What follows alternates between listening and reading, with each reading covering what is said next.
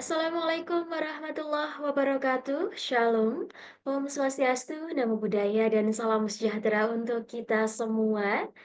Selamat malam kami ucapkan kepada narasumber dan juga IBT Hero sekalian. Kami ucapkan terima kasih banyak atas kehadirannya dan juga mohon maaf atas kendala yang terjadi.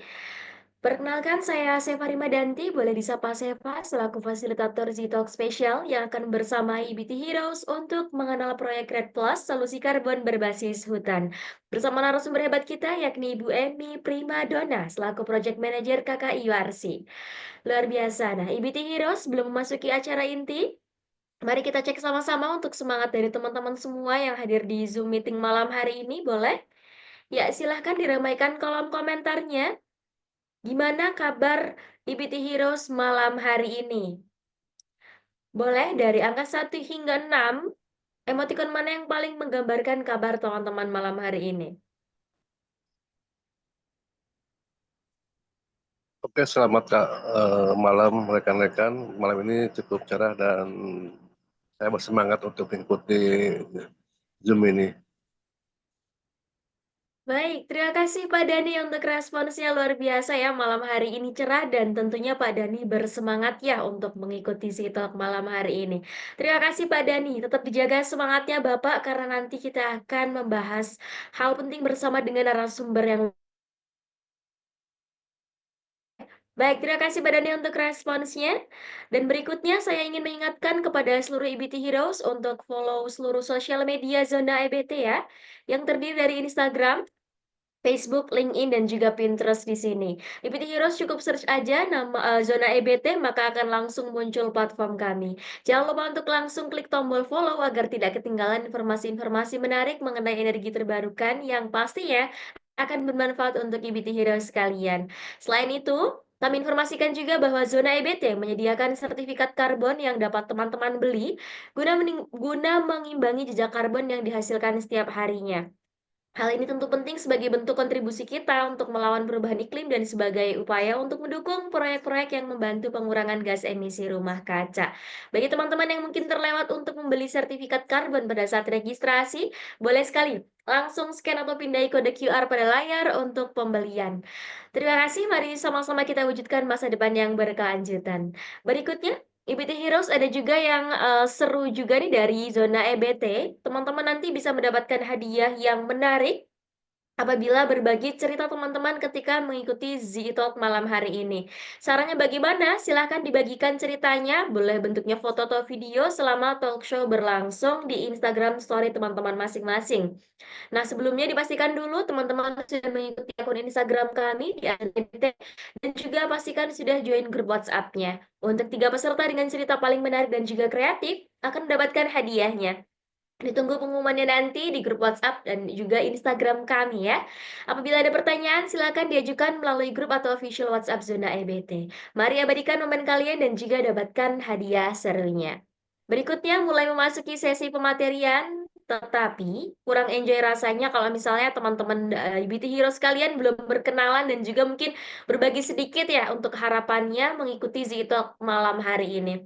Kira-kira dengan nanti kita membahas proyek Red Plus nih. Hal apa sih yang mungkin teman-teman udah list nih? Apa saja yang ingin diketahui dan ingin dibahas nanti bersama Ibu Emi? Boleh dibagikan dengan teman-teman di BT Heroes yang ada di Zoom malam hari ini? Mungkin dari Pak Dani silahkan. Eh, Belum ada komentar Bu, saya ini. Oh, nanti sebentar lagi mungkin ada komentar. Oke, baik. Tidak apa-apa Pak Dani. Terima kasih atas responsnya. Baik, berikutnya mungkin dari teman-teman yang lain ada yang berkenan membagikan harapannya mengikuti Z-Talk malam hari ini? Di sini saya lihat di layar ada Kak Zia. Halo Kak Zia, boleh mungkin berkenalan dulu Kak Zia? Oke, nampaknya Kak Zia belum dapat terhubung, tidak apa-apa. Mungkin saya coba satu kali lagi untuk mengajak teman-teman berkenalan. Di sini ada Kak Anggit. Kak Anggit dari Bio Farma mungkin? Halo semuanya, salam kenal. Terima kasih bisa bergabung di acara Zona EBT. Semoga bisa nambah pengetahuan dan pengalaman terkait karbon. Terima kasih, Mbak. Oke, baik. Terima kasih Kak Anggit untuk sharing dari harapannya. Ya, oke, baik. Semoga nanti kita bisa lebih dalam lagi ya mengenal terkait topik kita malam hari ini, begitu. Ya, baik. Terima kasih Kak Anggit untuk responsnya. Teman-teman sekalian, kita akan segera memasuki acara yang ditunggu, yaitu pengajian. Tetapi sebelum itu akan saya bacakan terlebih dahulu untuk rules dari Z-Talk kita malam hari ini. Yang pertama, peserta wajib mengenakan pakaian bebas rapi, kemudian mengganti nama dengan format nama underscore asal instansi, menonaktifkan mikrofon dan menyalakan kamera selama acara talkshow berlangsung. Kemudian peserta dapat mengaktifkan mikrofon ketika sudah dipersilakan oleh fasilitator. Kemudian peserta dilarang untuk mencoret-coret, membuat kegaduhan baik melalui chat maupun via mikrofon, atau bertindak tidak sopan di depan kamera selama acara talkshow berlangsung. Kemudian peserta wajib mengikuti peraturan selama acara talkshow berlangsung. Demikian rules talkshow sudah saya bacakan. Selanjutnya kita akan segera berkenalan dengan narasumber kita yang luar biasa malam hari ini, yaitu ada Ibu Eni Primadona selaku Project Manager KKI Warsi dengan pengalaman lebih dari 10 tahun di bidangnya. Beliau adalah seorang aktivis lingkungan dengan fokus lama dalam manajemen hutan berkelanjutan dan juga ecosystem services models. Sebelum menjabat sebagai project manager di KKI Warsi, Bu Emi juga pernah berperan sebagai office manager di Anti-Illegal Logging Institute. Luar biasa ya. Oke, langsung saja kita sapa bersama. Halo Ibu Emi, apakah sudah terhubung dan hadir bersama kami di sini? Halo Mbak Seva dan teman-teman semua yang hadir di sini, rasanya sudah terhubung ya. Oke, sudah Ibu, luar biasa. Selamat malam Bu Emi, bagaimana kabarnya Ibu? Alhamdulillah baik, walaupun agak sedikit batuk. Semoga tidak mengurangi spirit untuk berbagi ilmu pada malam hari ini. Luar biasa, semoga lekas sembuh Ibu. Ya baik, Ibu Emi mewakili Zona EBT, saya ucapkan terima kasih banyak karena Ibu telah berkenan hadir dan juga meluangkan waktunya untuk berbagi ilmu dengan IBT Heroes seputar proyek Red Plus malam hari ini. Nah, oke Ibu, langsung saja melihat antusias dari para peserta yang sudah semakin banyak hadir juga malam hari ini, Ibu Emi disilakan untuk memaparkan materi. Terima kasih. Saya dibantu ya untuk share screen bisa? Bagaimana Ibu? Bisa dibantu share screen-nya? Siap, bisa Ibu, sebentar Ibu. Oke.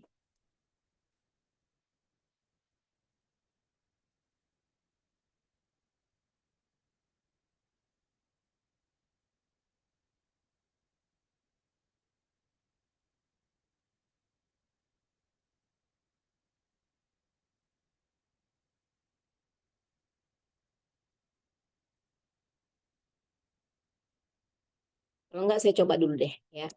Mudah-mudahan bisa. Udah bisa terlihat ya? Sebentar Ibu, kami juga sedang mencoba. Untuk saat ini masih di Nah, tapi saya sudah layar share poster screen. Ibu. Udah bisa dilihat belum Mbak Seva? Di screen-nya? Belum Ibu, belum Belum muncul. ya? Mm-mm. Ya, Begitu saya stop sharing dulu.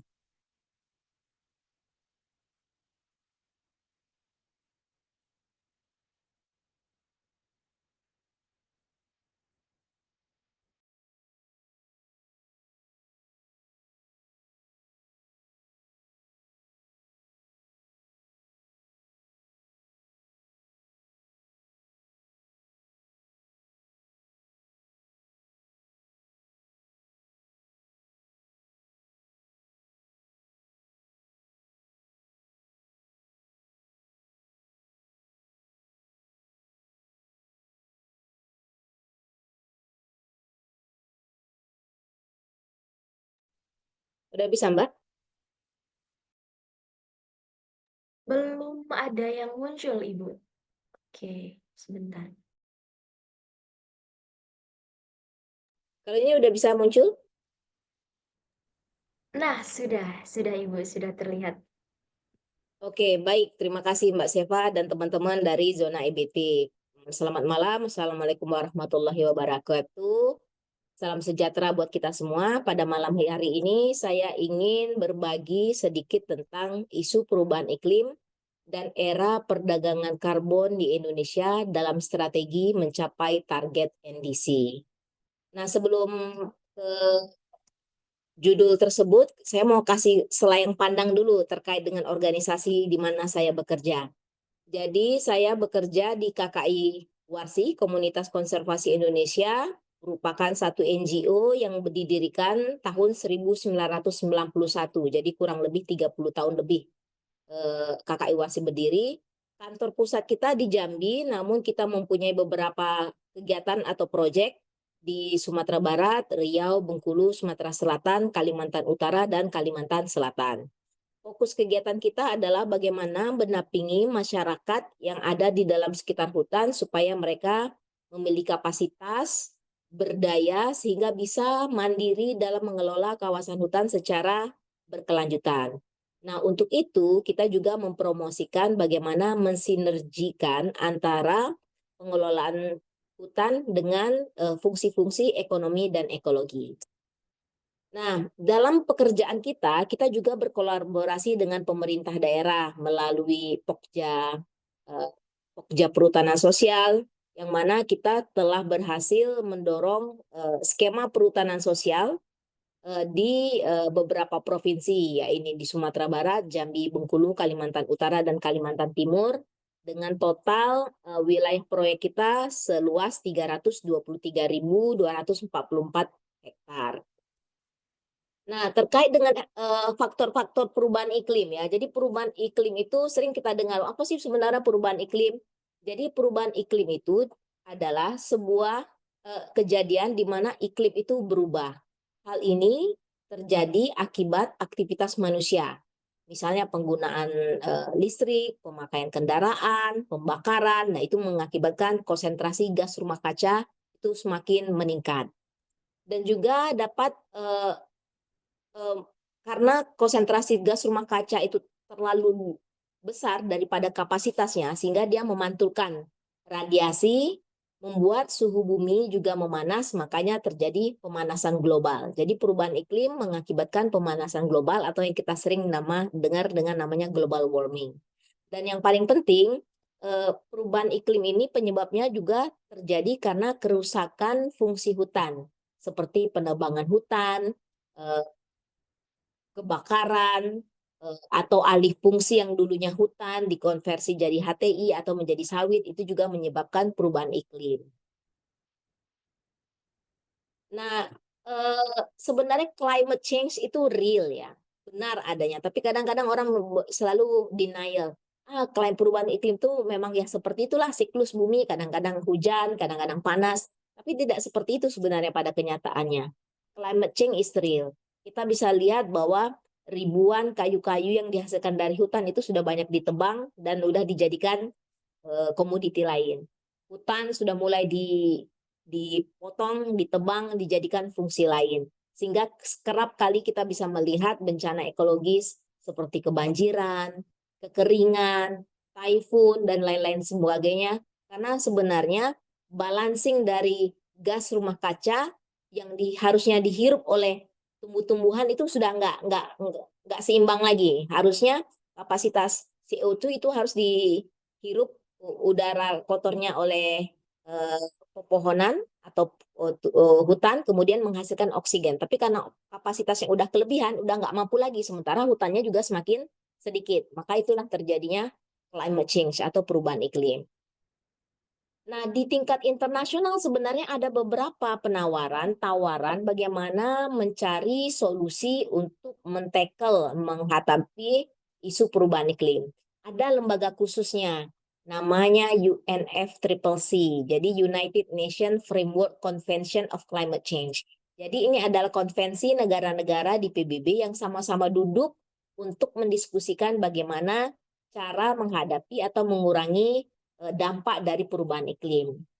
Nah, dari berbagai macam pertemuan di antara negara-negara tersebut, ada 3 rejim kesepakatan yang saat ini menurut kita cukup menjadi sebuah terobosan ya untuk bagaimana menghadapi isu perubahan iklim. Yang pertama, rejimnya Kyoto Protocol. Nah, Kyoto Protocol ini, belahan bumi ini dibagi menjadi 2, satu negara maju, satu negara berkembang. Nah, asumsi argumen yang disebutkan di situ adalah negara maju, mereka sudah menghasilkan, telah lebih maju, mereka sudah industrialisasi, mereka sudah mengemisi luar biasa sehingga sumber daya alamnya sudah mulai berkurang. Nah, karena mereka sudah lebih dulu mengemisi melalui industrialisasi, maka negara maju wajib mengurangi emisi gas rumah kacanya. Nah, jadi di bagian 2, jadi kewajibannya hanya dipegang oleh negara maju. Maka disebut dia ada namanya CDM, Clean Development Mechanism. Nah, kemudian ternyata berjalannya waktu, ini masih juga belum mendapatkan dampak ya, terkait dengan bagaimana pengurangan emisi gas rumah kaca supaya bumi itu tidak menjadi demam atau global warming. Kemudian ada pertemuan negara-negara UNFCCC ini di Bali, maka menghasilkan skema REDD+. REDD+ itu Reducing Emission from Deforestation and Forest Degradation. Di sini diperkenalkan bahwa emisi gas rumah kaca itu menghasilkan emisi gas karbon, greenhouse gas emission. Nah, itu hanya bisa diserap oleh tumbuh-tumbuhan. Sehingga tumbuh-tumbuhan itu akan menghasilkan, merubahnya emisi itu menjadi oksigen. Namun, karena jumlah hutan yang semakin sedikit, maka sangat penting untuk menjaga hutan itu tetap ada, tetap dipertahankan. Oleh karena itu, supaya orang mau menjaga kawasan hutan, maka diperkenalkan namanya insentif atau reward. Nah, disinilah namanya skema REDD+. Jadi negara-negara atau kelompok-kelompok atau lembaga-lembaga yang mampu mengurangi laju deforestasinya, maka mereka akan mendapatkan reward atau insentif atas upaya mereka dalam melindungi kawasan hutan. Nah, inilah namanya, muncullah namanya REDD+. Nah, di REDD+ ini muncullah ada namanya komoditi baru, yaitu komoditi karbon, di mana karbon bisa unit karbon bisa diperdagangkan karena usaha mereka dalam menjaga kawasan hutan dan mempunyai valuasi ekonomi dan valuasi uang yang bisa dihitung menjadi bentuk imbal jasa lingkungan. Nah, setelah tahun 2007 kemudian ada lagi mekanisme baru di bawah UNFCCC. Ternyata kalau hanya negara maju dibebankan atau hutan atau negara yang masih berhutan dibebankan untuk menjaga kawasan hutan, masih belum mampu mengurangi laju deforestasi atau masih membuat bumi ini demam.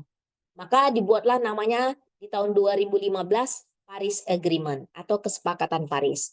Paris Agreement ini memang pertemuannya itu adalah di Paris di tahun 2015, di mana tidak membagi bumi ini menjadi negara maju, tidak membagi menjadi negara berkembang, tapi seluruh negara yang di bawah UNFCCC harus mensubmit, mengumpulkan komitmen mereka untuk mengurangi emisi gas rumah kaca.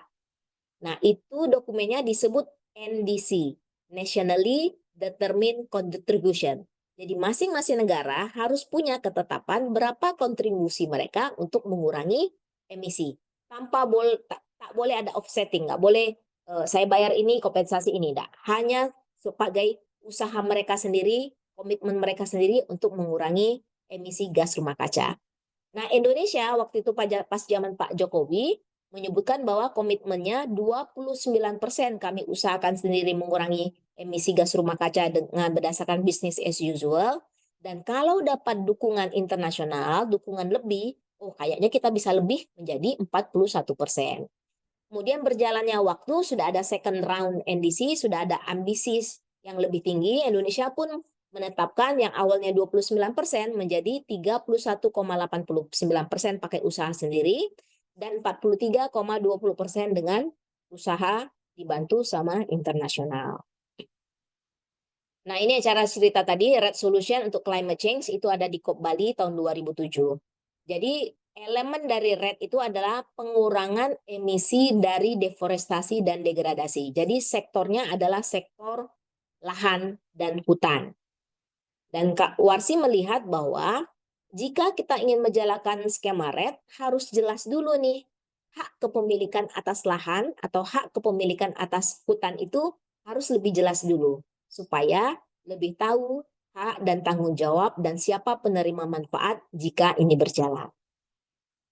Nah, dalam NDC tersebut sebenarnya ada beberapa sektor yang menjadi target untuk pengurangan emisi.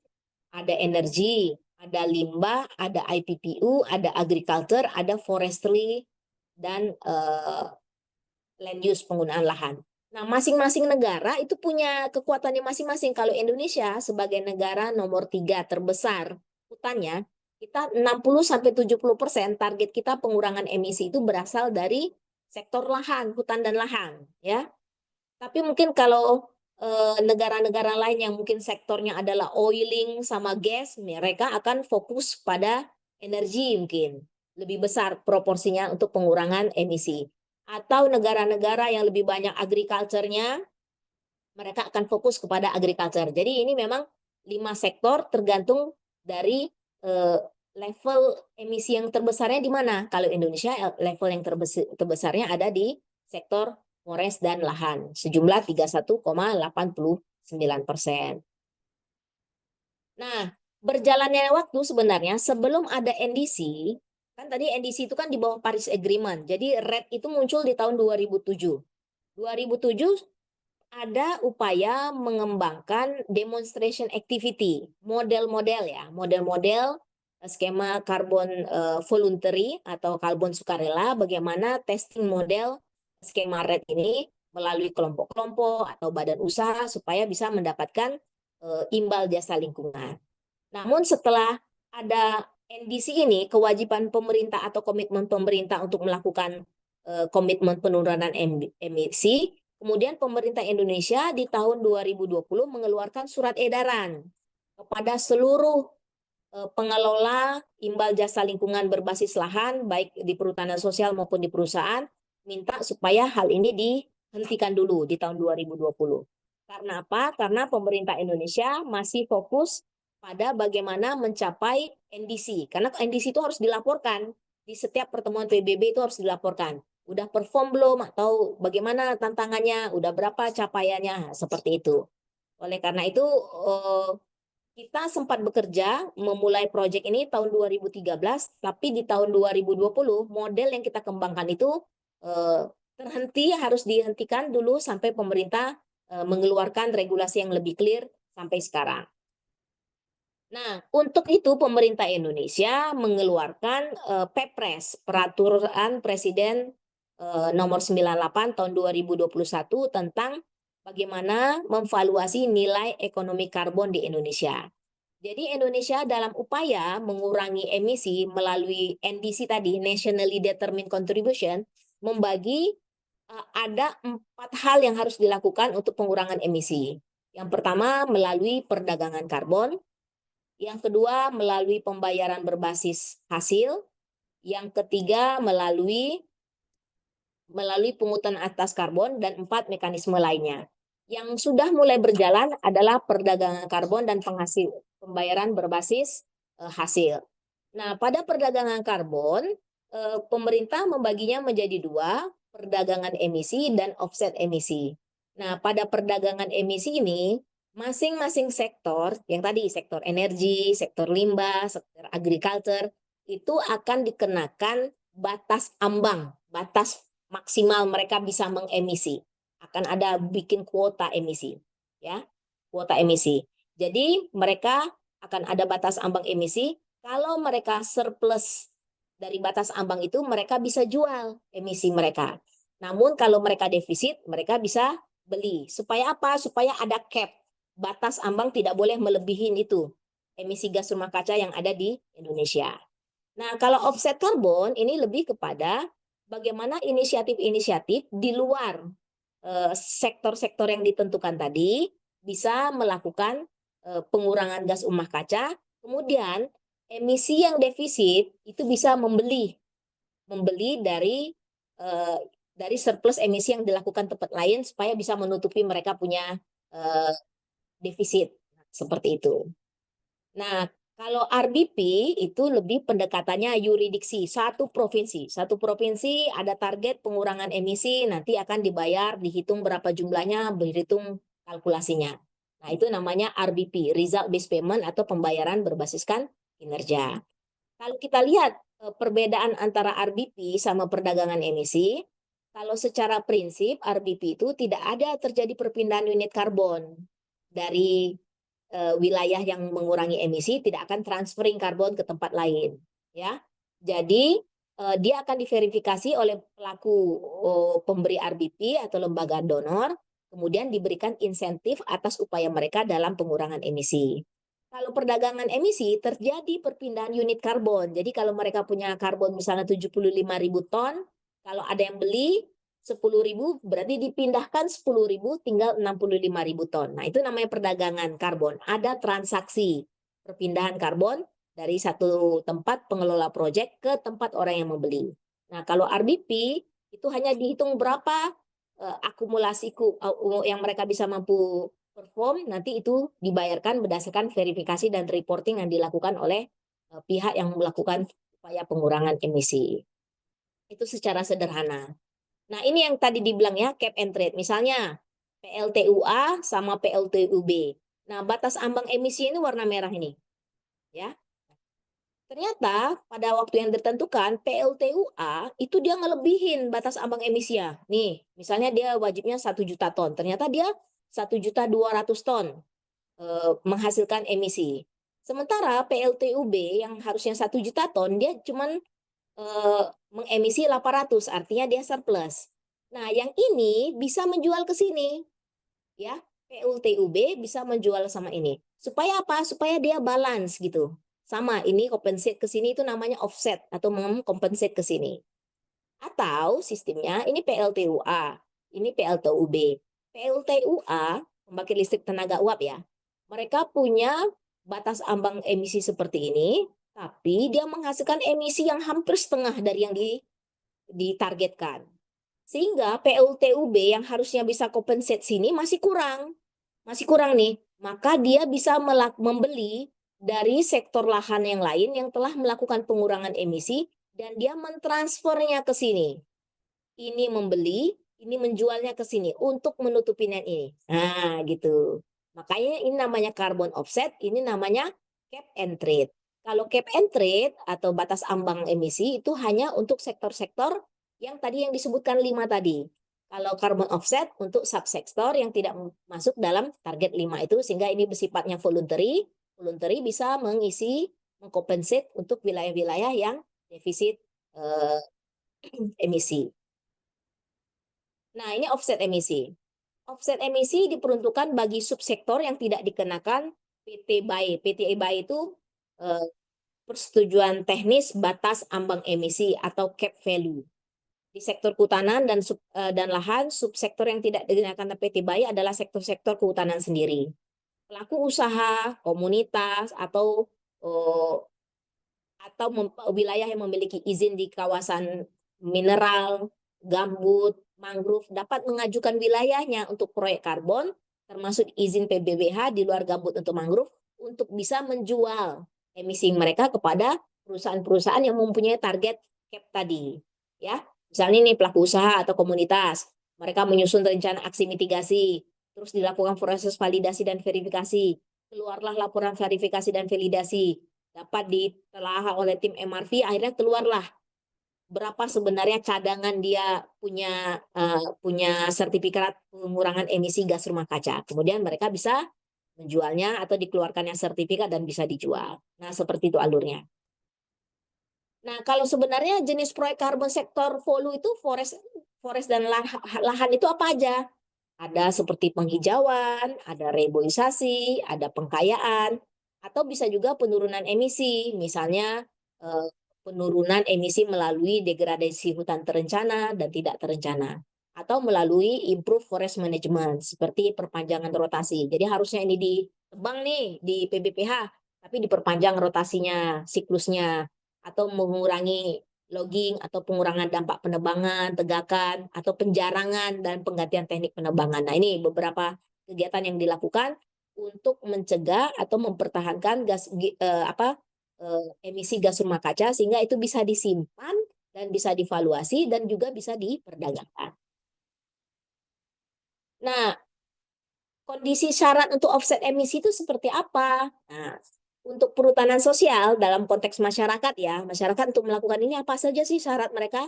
Secara administrasi mereka mempunyai legalitas atau persetujuan perhutanan sosial yang menjadi satu legal bahwa wilayah hutan ini mereka dapat hak dari pemerintah atau melalui Kementerian Kehutanan untuk dikelola oleh masyarakat. Misalnya skemanya hutan desa, hutan adat, hutan kemasyarakatan, hutan tanaman rakyat, atau kemitraan. Ya, jadi harus ada menunjukkan secara legalitas mereka punya alasan. Terus mereka mempunyai rencana kerja, pastinya harus ada rencana kerja. Nah, rencana kerja untuk melakukan kegiatan perdagangan karbon harus masuk dalam RKPS ini. Kemudian mereka punya KPS, kelompok usaha perhutanan sosial dengan status minimal silver, dan memperoleh rekomendasi sebagai calon pelaku usaha NEK atau nilai ekonomi karbon dari Ditjen PSKL. Jadi harus keluar dulu surat nih rekomendasi dari Ditjen PSKL bahwa mereka bisa atau menjadi calon pelaku usaha untuk nilai ekonomi karbon. Nah, secara teknis, dokumen RKPS itu telah membuat rencana program kegiatan aksi mitigasinya. Aksi mitigasinya apa, rencananya apa, monitoringnya sebagai apa, indikatornya seperti apa. Dan yang pasti harus penting sekali memiliki lembaga pendamping atau mitra yang memiliki pengalaman atau keahlian terkait dengan pengukuran karbon. Karena hal-hal ini sangat butuh sekali hal-hal teknis. Mengukur karbon gimana, menentukan MRV gimana, terus menentukan leakage, kebocoran dan lain hal-hal teknis banyak. Jadi memang perlu memiliki mitra pendamping yang memiliki pengalaman dalam keahlian dalam pengukuran karbon atau kegiatan akses nilai ekonomi karbon. Nah, di Indonesia sendiri di Dirjennya Kementerian Lingkungan Hidup sudah ada namanya skema sistem registrasi nasional. Jadi semua aktivitas kita itu harus tercatat di sistem registrasi nasional atau SRN.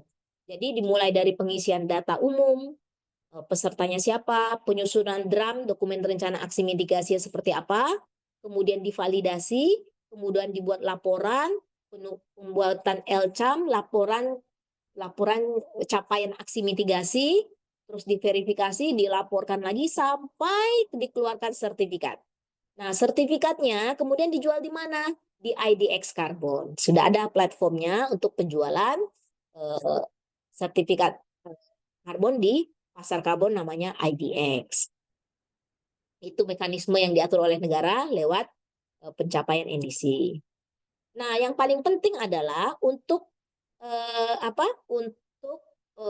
mekanisme yang berjalan duluan sebelum ada NDC ini, sebelum ada skema, sebelum ada SRN dan lain-lain ini, maka perlu ada mutual recognition agreement. Misalnya ada lembaga sertifikasi internasional yang sudah mengeluarkan sertifikat, itu supaya bisa diakui di Indonesia perlu ada mutual recognition agreement, perjanjian yang saling merekognisi sebagai satu langkah supaya Perpres 98 ini bisa berjalan. Sembari kita mempersiapkan infrastruktur seperti bursa karbonnya, SRN-nya, peningkatan kapasitas, sampai peningkatan kapasitas lembaga verifikasi validasi dan sarana pendukung lainnya. Kita lewat aja. Nah, bagaimana sebenarnya model yang telah kami kembangkan melalui karbon komunitas, ya, karbon komunitas. Nah, kita mengembangkannya, uji cobanya di wilayah perhutanan sosial. Di hutan lindung Bukit Panjang Rantau Bayur ini, hutan lindung Bukit Panjang Rantau Bayur, di mana 5 desa setelah mendapatkan legalitas dari Kementerian Kehutanan berupa skema hutan desa. Di hutan lindung Bukit Panjang Rantau Bayur yang kita singkat menjadi Bujang Raba. Nah, di sini kita melihat perhutanan sosial itu menjadi prioritas pemerintah dalam pemerataan pembangunan ekonomi di tingkat tapak. Kita juga melihat bahwa pengelolaan hutan yang berkelanjutan harusnya bisa berkontribusi pada mitigasi dan adaptasi perubahan iklim, dan juga mampu harusnya menstabilkan planet kalau memang itu bisa dipergunakan dengan sebenar-benarnya. Nah, di pertengahan itu diperkenalkan bahwa ada skema RED atau imbal jasa lingkungan yang dimana memperkenalkan bahwa akan ada diberikan reward kepada kelompok masyarakat atau lembaga yang mampu menahan laju deforestasi dan degradasi hutan. Nah, imbal jasa lingkungan ini dianggap penting bagi masyarakat supaya bisa dipakai untuk mendanai pengelolaan kawasan. Karena dana untuk mengelola kawasan itu kan banyak. Misalnya untuk patroli, untuk rehabilitasi, untuk tata batas. Nah, mereka tuh nggak ada dananya. Nah, harapannya kalau skema RED ini ada, dananya ada, itu bisa dipakai untuk mendanai kegiatan-kegiatan di perhutanan sosial. Nah, kami juga melihat bahwa penting menguji cobakan imbal jasa lingkungan ini untuk skema komunitas. Skema komunitas supaya kita tahu apa sih tantangannya, hambatannya. Juga dalam regulasi juga disebutkan bahwa di wilayah perhutanan sosial yang wilayahnya di hutan lindung yang boleh diupayakan hanya eh, pemanenan HHBK, hasil hutan bukan kayu, dan pemanfaatan jasa lingkungan. Nah, kami memegang pemanfaatan jasa lingkungan ini menjadi satu kunci bahwa skema RED harusnya bisa diuji cobakan di skema perhutanan sosial atau di hutan desa. Nah, sebelum itu kita lihat dulu jasa lingkungan itu apa saja. Jasa lingkungan itu ternyata tata air. Tata air itu adalah jasa lingkungan. Air bersih, terus keanekaragaman hayati, ada flora, ada fauna, itu bagian dari jasa lingkungan. Terus ada penyerapan karbon, ada keindahan landscape, makanya ada ekowisata, ada air terjun, ada water tubing, itu bagian dari jasa lingkungan. Yang jasa yang diberikan oleh lingkungan atas upaya kita dalam menjaga eh, kawasan itu menjadi lebih baik. Itu yang kita lihat. Nah, kita melihat bahwa penyerapan karbon ini bagian dari jasa lingkungan yang patutnya bisa kita valuasi. Nah, ini yang kita contoh ya, valuasi jasa lingkungan. Ini ada di satu desa di Lubuk Beringin, di mana hutannya masih sangat terjaga, airnya juga masih jernih, sehingga ini menjadi daerah pemandian untuk imbal jasa, untuk pemandian ekowisata mereka. Terus ini juga di Desa Senamat Ulu, di mana hutannya juga masih bagus, airnya masih terjaga dengan baik, sehingga bisa menghasilkan pembangkit listrik mikrohidro, sehingga masyarakat memperoleh listrik yang gratis dari alam. Ini juga keindahan estetika, jadi ada tempat selfie ya, selfie masyarakat, bisa lihat langsung bagaimana kondisi hutan, dan juga tata air terkait dengan konsumsi air bersih, dan juga untuk padi dan perkebunan di masyarakat. Nah, ini kita mau lihat terkait dengan keruangan wilayah di Bujang Raba. Bujang Raba itu terletak di Provinsi Jambi, Kabupaten Bungo. Nah, ini peta Kabupaten Bungo. Kalau kita lihat peta Kabupaten Bungo berdasarkan peruntukan lahan, kita coba overlay ya. Nah, ini 5 hutan desa yang berada di hutan lindung Bukit Panjang Rantau Bayur. Kalau bagian atas itu sudah ada konsesi sawit di atas. Kalau di bawah sudah ada HTI. Kalau di kota-kota ini itu sudah ada tambang batu bara ataupun tambang emas yang ilegal. Artinya Bujang Raba ini sangat terancam kalau tidak kita lindungin. Lama-lama akan habis karena ancaman itu dari atas, dari bawah, dari samping, belum lagi yang ilegal-ilegal. Inilah tinggal satu-satunya hutan alam yang tersisa di Kabupaten Bungo. Nah, kami melihat bahwa ini penting untuk kita uji cobakan. Nah, ini fakta di lapangan yang kita bisa lihat. Ini hutannya masih bagus, sebelahnya sudah menjadi HTI. Ini bekas tambang yang terbuka sehingga menjadi danau-danau yang terbuka begitu saja, sehingga kerap kali terjadi kalau hujan agak panjang itu menjadi banjir. Nah, ini Lubuk Beringin, hutan desa pertama, udah mendapatkan SK dari Kementerian Kehutanan di tahun 2009, sejumlah 2.356 hektar. Diikuti oleh desa-desa sebelahnya, ada Senamat Ulu, Sungai Mengkuang, Sangi Letung, Sungai Telang. Jadi total wilayah 5 hutan desa itu 7.291 hektar. Tapi kalau kita lihat secara citra satelit di permukaan, dari angkasa dari atas, yang masih berhutan itu cuma 5.336. Sisanya sekitar 1.955 itu sudah terbuka. Karena sejarah yang masa lalu. Satu buka lahan, yang lain buka lahan, jadi kebun masyarakat, jadi wilayah ekonomi gitu ya. Jadi kita membuat komitmen kepada masyarakat, bagaimana kita menjamin bahwa 5.336 yang hutannya masih tersisa, yang masih virgin ini, yang masih bagus ini jangan dibuka. Jadi silahkan memanfaatkan 1.955 supaya lebih produktif, sehingga bisa menopang ekonomi. Jadi yang kita garantikan bersama komunitas, kita buat komitmen bersama, bagaimana 5.336 ini bisa dijaga. Nah, untuk itu kita harus melihat baseline. Baseline ini gimana sih sebenarnya potret terdahulu. Jadi kita ambil baseline-nya itu tahun 93 sampai 2013.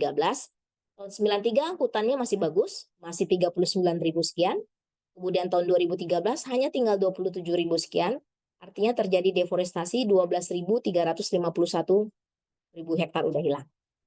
Dan kalau kita hitung persentasenya, 1,6% wilayah ini hilang setiap tahunnya. Artinya, kalau tidak kita lindungi dengan baik, sejak tahun 2013 sampai seterusnya akan berkurang 1,6%, 1,6%, 1,6%. Bisa jadi tahun berapa, 4.000, 2040 atau sekian, nggak ada lagi hutan. Nah, itu menjadi baseline kita untuk tahu bagaimana sebagai titik berpijak kita pertama. Nah, ini potret di lapangan. Lubuk Beringin walaupun ini ada di hutan lindung, tapi sudah ada mulai membuka, sudah ada mulai ladang-ladang masyarakat. Nah, itu kita petakan. Ladang Bapak A kita keluarkan dari sini, silakan. Yang sudah punya ladang silakan. Jadi ini kita jadikan zona pemanfaatan yang sudah ada ladang di sini, yang kuning-kuning ini. Sementara yang masih warna pink masih padat, ini kita jadikan zona lindung yang harus dilindungi. Ini juga kita membuat peta ukur permanen untuk menghitung jumlah karbonnya. Tapi saya di sini saya tidak mempresentasikan cara perhitungan karbon ya, tapi ini lebih kepada pengetahuan aja. Kita sudah melakukan perhitungan cadangan karbon sehingga menghasilkan bahwa di karbon stok yang ada di wilayah sini per hektar itu ada 1.087 ton CO2 ekuivalen per hektar. Nah, ini proses cara perhitungan karbon. Kita ukur diameter pohon, tinggi, masanya berapa, masukkan ke dalam rumus alometrik sehingga kita bisa dapat berapa sebenarnya karbon yang tersimpan di kawasan hutan Bujang Raba. Nah, kalau kita lihat jika dalam jangka waktu 10 tahun without project baseline, tanpa ada project intervensi yang 1,6% tadi, itu kurang lebih 106 hektar wilayah ini akan hilang. Pakai asumsi 1,6%. Nah, masyarakat juga nggak berani mengkomitmen 100%. Mereka bilang 75% lah kami bisa yakin bisa melindungi. Jadi mereka bisa meyakinkan bahwa instead of harusnya 106 hektar tiap tahun ini kebuka dari 1,6%, ya karena komitmen mereka tuh selemah-lemahnya itu 20 hektar lah kebuka ya. Intinya kayak gitu ya kalau mereka mau menjaganya. Artinya 86 hektar mereka mampu menahan laju deforestasi. Atau kalau kita hitung secara 10 tahun, 863 hektar yang bisa ditahan atau avoiding deforestation yang bisa dipertahankan untuk terjadi tidak dilakukan pembukaan. Nah, ini hitung-hitungan apanya secara tabel bahwa setiap tahunnya wilayah ini menghasilkan net carbon benefit sebanyak 37.901 ton CO2 ekuivalen per 2. Caranya gimana? Kita kita certified atau kita register project ini melalui standar internasional. Standar internasional ada macam-macam, ada Verra, ada Gold Standard, ada Plan Vivo. Nah, yang di Bujang Raba kita mendaftarkannya lewat Plan Vivo.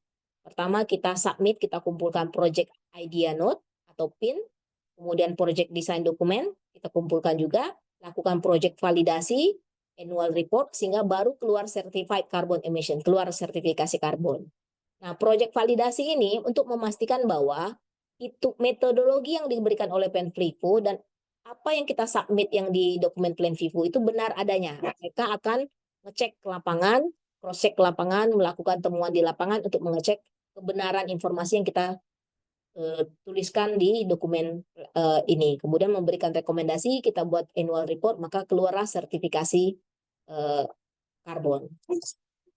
Nah, PIN itu isinya apa saja? PIN itu adalah dokumen awal yang merangkum ide dasar suatu proyek karbon. Misalnya dia mengkomunikasikan kepada calon pembeli karbon terkait dengan apakah proyek ini memang valid untuk dikembangkan, urgensinya apa, pentingnya apa, tingkat keterancamannya seperti apa, ownership masyarakatnya seperti apa, komitmen mereka seperti apa. Ini itu dijelaskan di sini. Nah, ketika PIN ini lolos, direview oleh pihak Plan Vivo, baru kita bisa lanjut ke PDD. Nah, PDD itu Project Design Document. Ini menjelaskan lebih detail terkait dengan driver deforestasi, intervensi apa yang kita buat, indikator keberhasilannya apa, manajemen plan-nya apa, reportingnya seperti apa, ada nggak konsen FDIC-nya, ada nggak sistem benefit sharing-nya di situ, ada nggak rencana panjang, jadi sangat complicated dan sangat detail. Dokumennya bisa lebih 100 halaman ya kalau untuk PDD. Nah, yang terakhir baru dilakukan validasi dan verifikasi. Dan verifikasi dan validasinya dilakukan oleh lembaga internasional pada waktu itu. Nah, pembiayaan yang kita bayar untuk skema kredit karbon Bujang Rabani ketika kita melakukan PIN itu sekitar 1.500 USD, kemudian PDD-nya sekitar 3.000 USD kalau nggak ada nambah lagi ya kenaikan harga. Terus validasi dan verifikasi ini tergantung negosiasi. Ada yang bisa bilang 150 juta, ada yang sekian, itu tergantung dari bagaimana masing-masing lembaga menetapkan harga dan bagaimana kita bisa berdiskusi dengan lembaga tersebut terkait dengan penentuan harga yang disepakati. Nah, ketika sudah menghasilkan kredit karbon, maka ada namanya issuance fee. 1 ton itu angkanya sekitar 0,45 US dollar. Nah, apa saja yang kita lakukan supaya hutannya tetap terjaga, tapi juga masyarakat mendapat manfaat secara langsung dari proyek ini. Pertama, tadi kan kita bilang tuh ada wilayah yang sudah jadi zona pemanfaatan.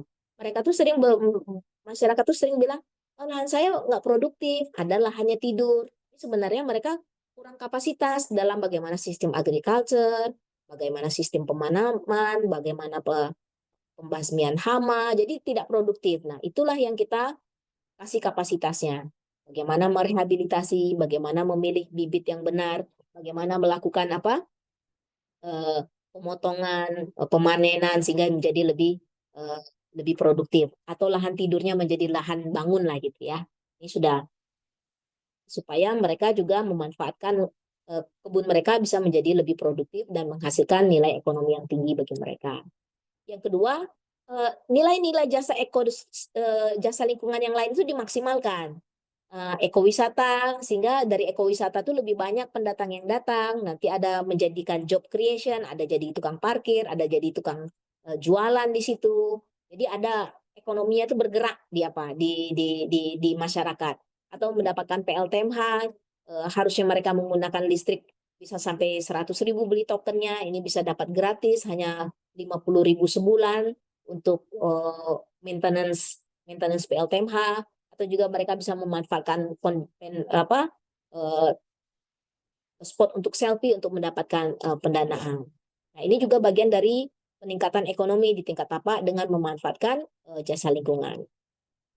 Kemudian kita juga mendorong pemerintah desa menggunakan tata ruang mikro. Kalau di provinsi kan ada tata ruang provinsi, tata ruang daerah. Ini tata ruang mikro, di mana dijelaskan di situ lahan rendah bisa dijadikan sawah atau perumahan.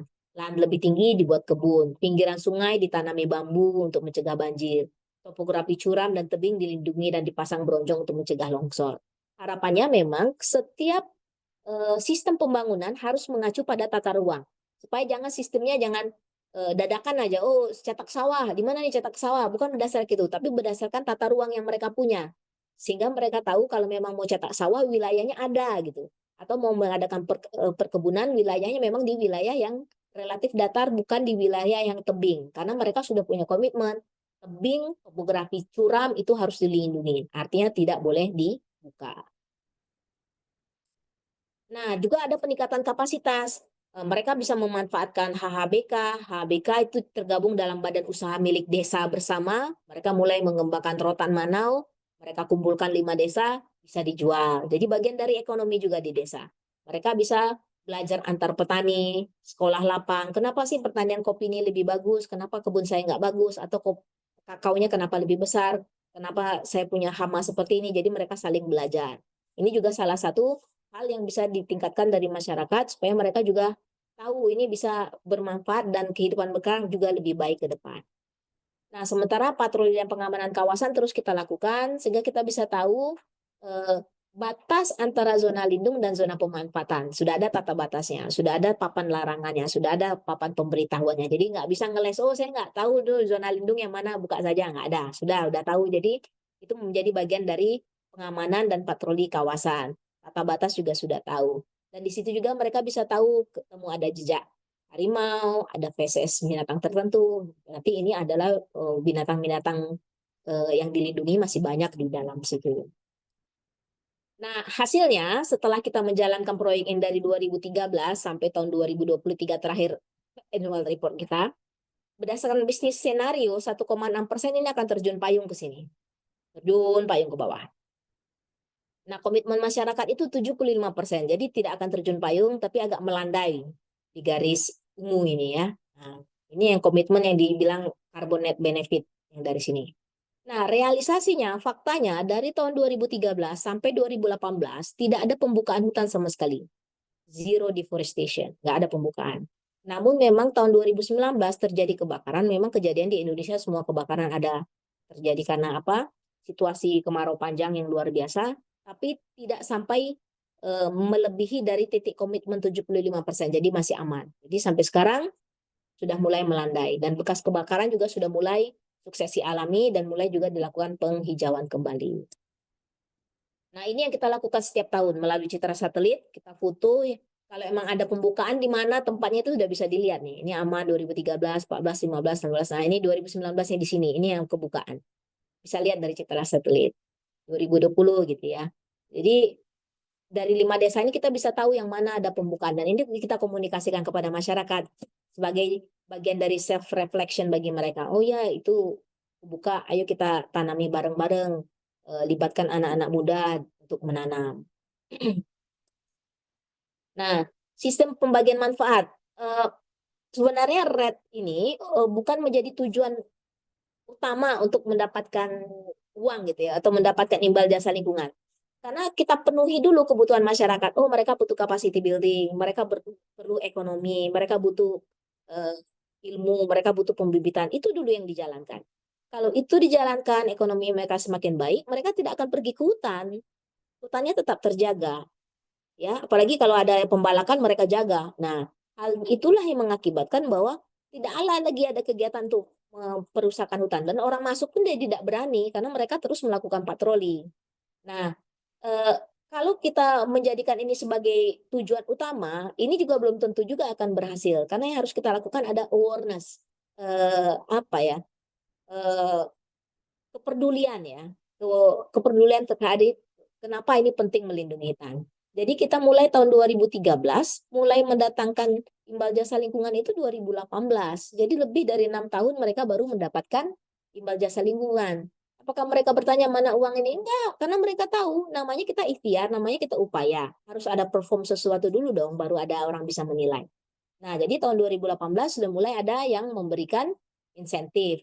Nah, makanya pertama kali datang insentif yang dipikirkan adalah ya udah jangan dibagi uang cash, kita jadikan program sunatan massal, kita bagikan beasiswa sebagai bentuk grateful, terima kasih sama alam karena kami di blessing sama hutan kami gitu ya.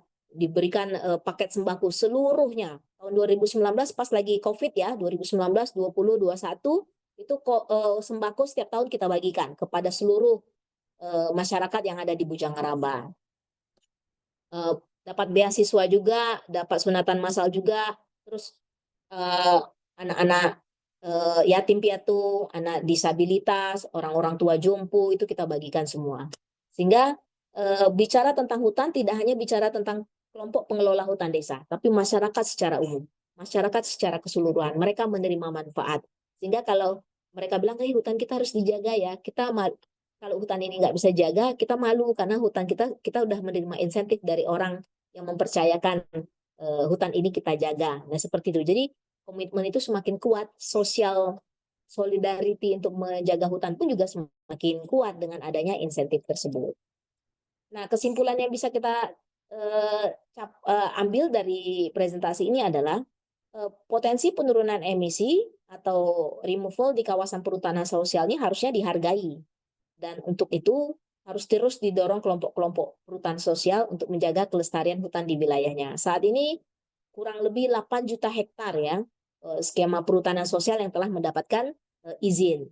Nah, salah satu peluang yang bisa dimanfaatkan atas upaya kelompok perhutanan sosial menjaga kelestarian hutan adalah melalui skema REDD Plus ini atau mekanisme nilai ekonomi karbon.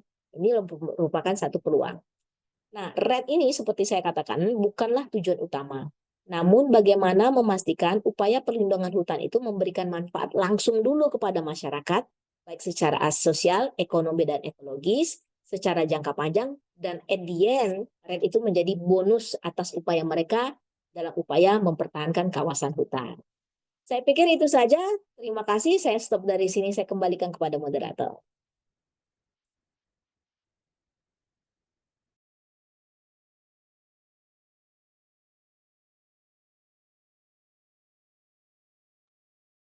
Silakan.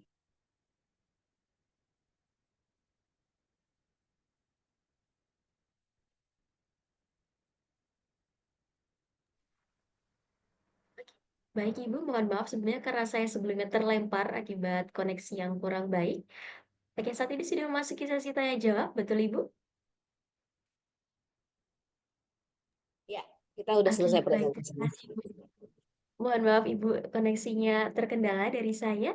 Nah, tadi saya sudah ada sedikit pertanyaan dari Pak Dani dan juga Kak Iqbal di sini Ibu, di kolom chat. Untuk pertanyaan pertama dari Kak Dani, saya izin membacakan Ibu Emi. Izin bertanya, apakah stok karbon bisa dijual atau dilihat dari drum dan diimplementasi setelah diverifikasi dan divalidasi, Ibu Emi? Ya, stok karbon itu baru stok kadang karena ada rumusnya lagi sampai mendapatkan net carbon benefit ya. Itu memang melalui proses perhitungan melalui metodologinya sudah benar atau enggak mengikuti dari lembaga sertifikasi. Kemudian untuk memastikan bahwa hitungan itu benar harus dilakukan verifikasi dan validasi lapangan oleh pihak ketiga yang memastikan bahwa itu hitungannya benar dan valid. Memang seperti itu. Nah, dari situ baru dikeluarkan sertifikasi emisi karbon. Begitu, Mbak. Baik, terima kasih Ibu untuk jawabannya. Sebelumnya saya mohon maaf untuk tidak menyalakan kamera di sini. Dari Pak Dani, bagaimana Bapak? Apakah ada tanggapan lain atau sudah cukup? Mungkin saya ini agak Bapak bertanya lagi Bu ya. Saya kan bekerja di MUK, maksudnya Multi Usaha Kehutanan. Terus saya juga pengalaman di REDD lah. Ya saya bingung kalau misalnya saya kan sekarang berada di Persi Papua. Ini kebanyakan hutan virgin. Otomatis mungkin karbonnya masih besar lah gitu ya. Apakah itu dihitung atau bisa dijual atau aksi drumnya gitu loh, maksudnya gitu loh. Kalau kita misalnya perusahaan buka di hutan virgin enak kali gitu ya, misalnya kita bisa jual karbon atau mungkin ada rencana aktivitasnya itu yang dihitung tuh misalnya ada penanamannya nanti berapa dari penanaman itu mungkin bisa dihitung karbonnya berapa gitu atau mungkin hutan alam yang sudah ada ya mungkin nggak laku dijual gitu karena karbonnya itu udah alami gitu dan udah dari sananya gitu loh. Ini yang saya maksudnya begitu Bu. Oke, baik Pak Dani. Jadi kalau kita ingin menghitung berapa sebenarnya net carbon benefit. Jadi kalau dalam REDD itu yang kita lihat itu adalah deltanya. Deltanya misalnya ya, kita harus lihat baseline-nya. Apa yang terjadi kalau hutan ini tidak dijaga? Ya, atau lihat deforestasi. Ada nggak? Dia ada dua skenario. Kita bisa lihat skenario history artinya ke belakang. Kalau Ya, ada nggak deforestasi, atau kita forward looking, lihat ke depan. Nah, forward looking nih, kalau ini tidak kita jaga, ini ke depannya seperti apa nih? Apa bisa habis nggak? Kalau emang bisa habis, apa penyebabnya? Apakah planned deforestation atau unplanned deforestasi? Kalau planned deforestasi seperti apa? Misalnya, pembukaan jalan, misalnya kan? Nah, atau misalnya sudah ada HTI lagi, misalnya tambahan. Nah, bagaimana kita memastikan bahwa hutan ini yang tetap terjaga ini, kalau kita lakukan proyek intervensi, maka dia akan tetap terjaga. Nah, itu yang kita sebut dengan additionality itu, Pak. oh iya Bu. Pastikan bahwa skenario kita adalah kalau ini kita lakukan intervensi, maka ada terjadi perubahan. Tapi kalau kita tidak melakukan intervensi, ya hutannya baik-baik aja kayak gitu aja, itu nggak bisa dijadikan satu mekanisme REDD+, nggak bisa dijadikan reward. Iya betul Bu, maksud saya begitu. Nah, Apakah mungkin dari drumnya mungkin rencana administrasi, misalnya ah, kita ada penanaman begitu. ya, jadi memang kita harus lihat metodologinya. Kalau misalnya hutannya masih bagus, nggak cocok pakai sistem restorasi atau reboisasi. Karena hutannya apa lagi yang mau ditanam? Kan hutannya masih bagus nih, Pak. Tapi kalau Nah, misalnya betul Bu. hutannya, ah, Betul iya, Bu, itu seperti saya terjadi di Papua ya. Jadi dari heeh, PPLH juga, loh saya bilang ini kenapa ditanam? Ya memang ini sudah sudah RKT jadi kalau begini gitu. Harus di sini heeh, loh. Saya bilang jadi saya jadi agak bingung setelah saya mengerti dari saya pengalaman di RRD ya di Kalimantan pas iya. hutan kebakaran besar itu terus di Papua saya jadi agak bingung dengan namanya MUK ini. Ya, jadi memang kita harus lihat kondisi wilayah kita, kondisi hutan kita. Kalau misalnya hutannya baik-baik aja, bagus ini Pak, dari awal kalau masih intake forest, enggak perlu lagi penanaman. Tapi kalau misalnya wilayah ini adalah punya pengalaman misalnya terbakar, mangrove atau misalnya peatland pernah kebakar, nah itu cocok pakai metodologinya tuh restorasi penanaman. Berarti yang kita ambil adalah carbon sequestration-nya. Dia Hmm, tergantung pada metodologinya nih Pak. Nanti di standar-standar tertentu ada metodologi itu avoiding deforestation, ada metodologi restorasi. Jadi kalau wilayahnya sudah terbuka, udah pernah terbakar, kita tuh mau cari carbon sequestration yang kita hitung, nah itu pakai metodologi restorasi. Tapi wilayahnya cuma kita mencegah bahwa ini jangan dibuka-buka lagi, namanya avoiding deforestation. Jadi kita memastikan bahwa yang ini kita komitmen supaya jangan dibuka. Gitu Pak. oh ya Bu, baik. Ya Pak? Paham Bu, paham Bu. Oke, Ya, ya. sip. Terima kasih Bu atas penjelasannya Bu. Ya, sama-sama Pak Dani. Baik, terima kasih Ibu Emi untuk jawabannya dan juga Pak Dani untuk diskusinya. Berikutnya Ibu Emi ada pertanyaan dari Kak Iqbal di kolom chat di sini. Kak Iqbal bertanya, bagaimana penetapan dan perhitungan prinsip additionality dalam proyek sosial Oke. jika secara default penerima izin perhutanan sosial sudah diwajibkan untuk melakukan perlindungan dan penghijauan dan telah diberikan bantuan oleh pemerintah untuk melakukan kewajiban tersebut, Ibu Emi. Ya, mirip yang saya bilang tadi sama Pak Dani tadi. Additionality itu artinya eh, intervensi kita itu akan melampauin atau ada nambah sesuatu nggak supaya dalam mencegah deforestasi dan degradasi. Nah, sebenarnya apa yang dilakukan oleh pemegang perhutanan sosial melalui kegiatan di RKT atau di RKPS, kalau mereka jalankan dengan baik, nah itu sebenarnya bagian dari PDD, Project Design Document. Bedanya RKT RKPS itu akan menjadi desain intervensi untuk perlindungan kawasan, tapi ada indikator keberhasilan.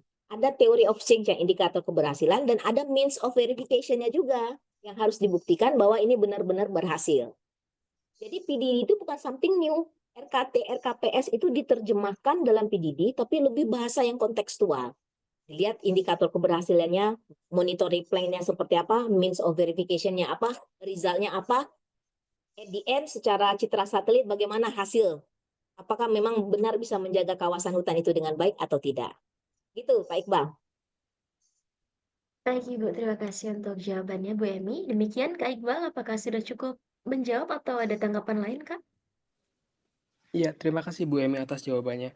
Ya Bu, jadi terkait dengan proses penetapan additionality, sebenarnya saya agak sedikit bingung ini Bu, kalau di perhutanan sosial itu seperti apa, karena sependek pengetahuan saya kan, kalau misalkan prinsip additionality, kalau itu sudah merupakan sebuah kewajiban yang harus dilakukan oleh pemegang izin seperti itu maka sudah uh, batal secara prinsip additionalitasnya. Tapi kalau misalkan di perhutanan sosial ini seperti apa ya Bu? Secara kewajiban yang harus dilakukan oleh pemerintah, lalu apakah dari kewajiban tersebut nantinya akan membatalkan prinsip additionalitasnya seperti itu? Uh, Mirip yang seperti di Bujang Raba saya cerita tadi. Kan mereka punya RKT, punya RKPS, punya rencana kerja.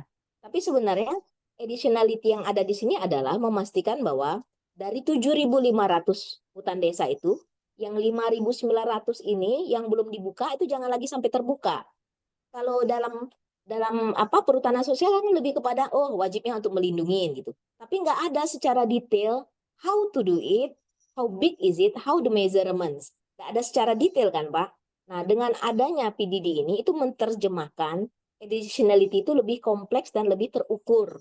Makanya menurut saya itu tidak membatalkan apa yang telah di-achieve oleh perhutanan sosial. Banyak juga sekarang kan pengalaman-pengalaman, walaupun sudah ada RKPS, RKT, justru banyak juga perhutanan sosial yang belum mampu perform dengan baik kan, gitu kan.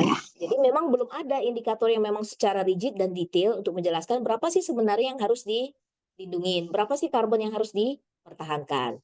Nah, kalau yang di Bujang Raba, mereka reverse pada PDD sama RKT RKPS diterjemahnya dalam PDD. Jadi itu tidak mengurangi sepanjang yang kita tahu ya, karena praktek kita dalam Bujang Raba itu tidak membatalkan mereka punya additionality karena mereka perform itu dengan baik. Bahkan tidak ada pembukaan sama sekali dari tahun 2013 sampai 2018.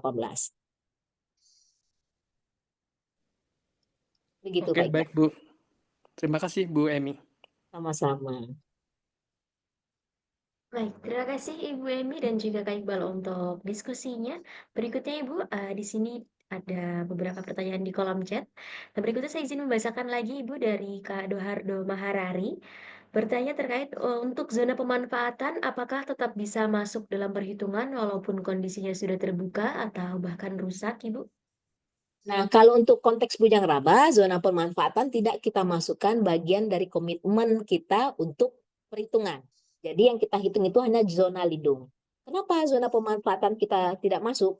Karena di situ masih semak belukar, ada lahan tidur, ada keinginan masyarakat untuk ganti komoditi. Kadang-kadang gitu ya, ada ganti komoditi, sudah ada nih tanaman karet, oh karet tua udah nggak mau, mereka tebang.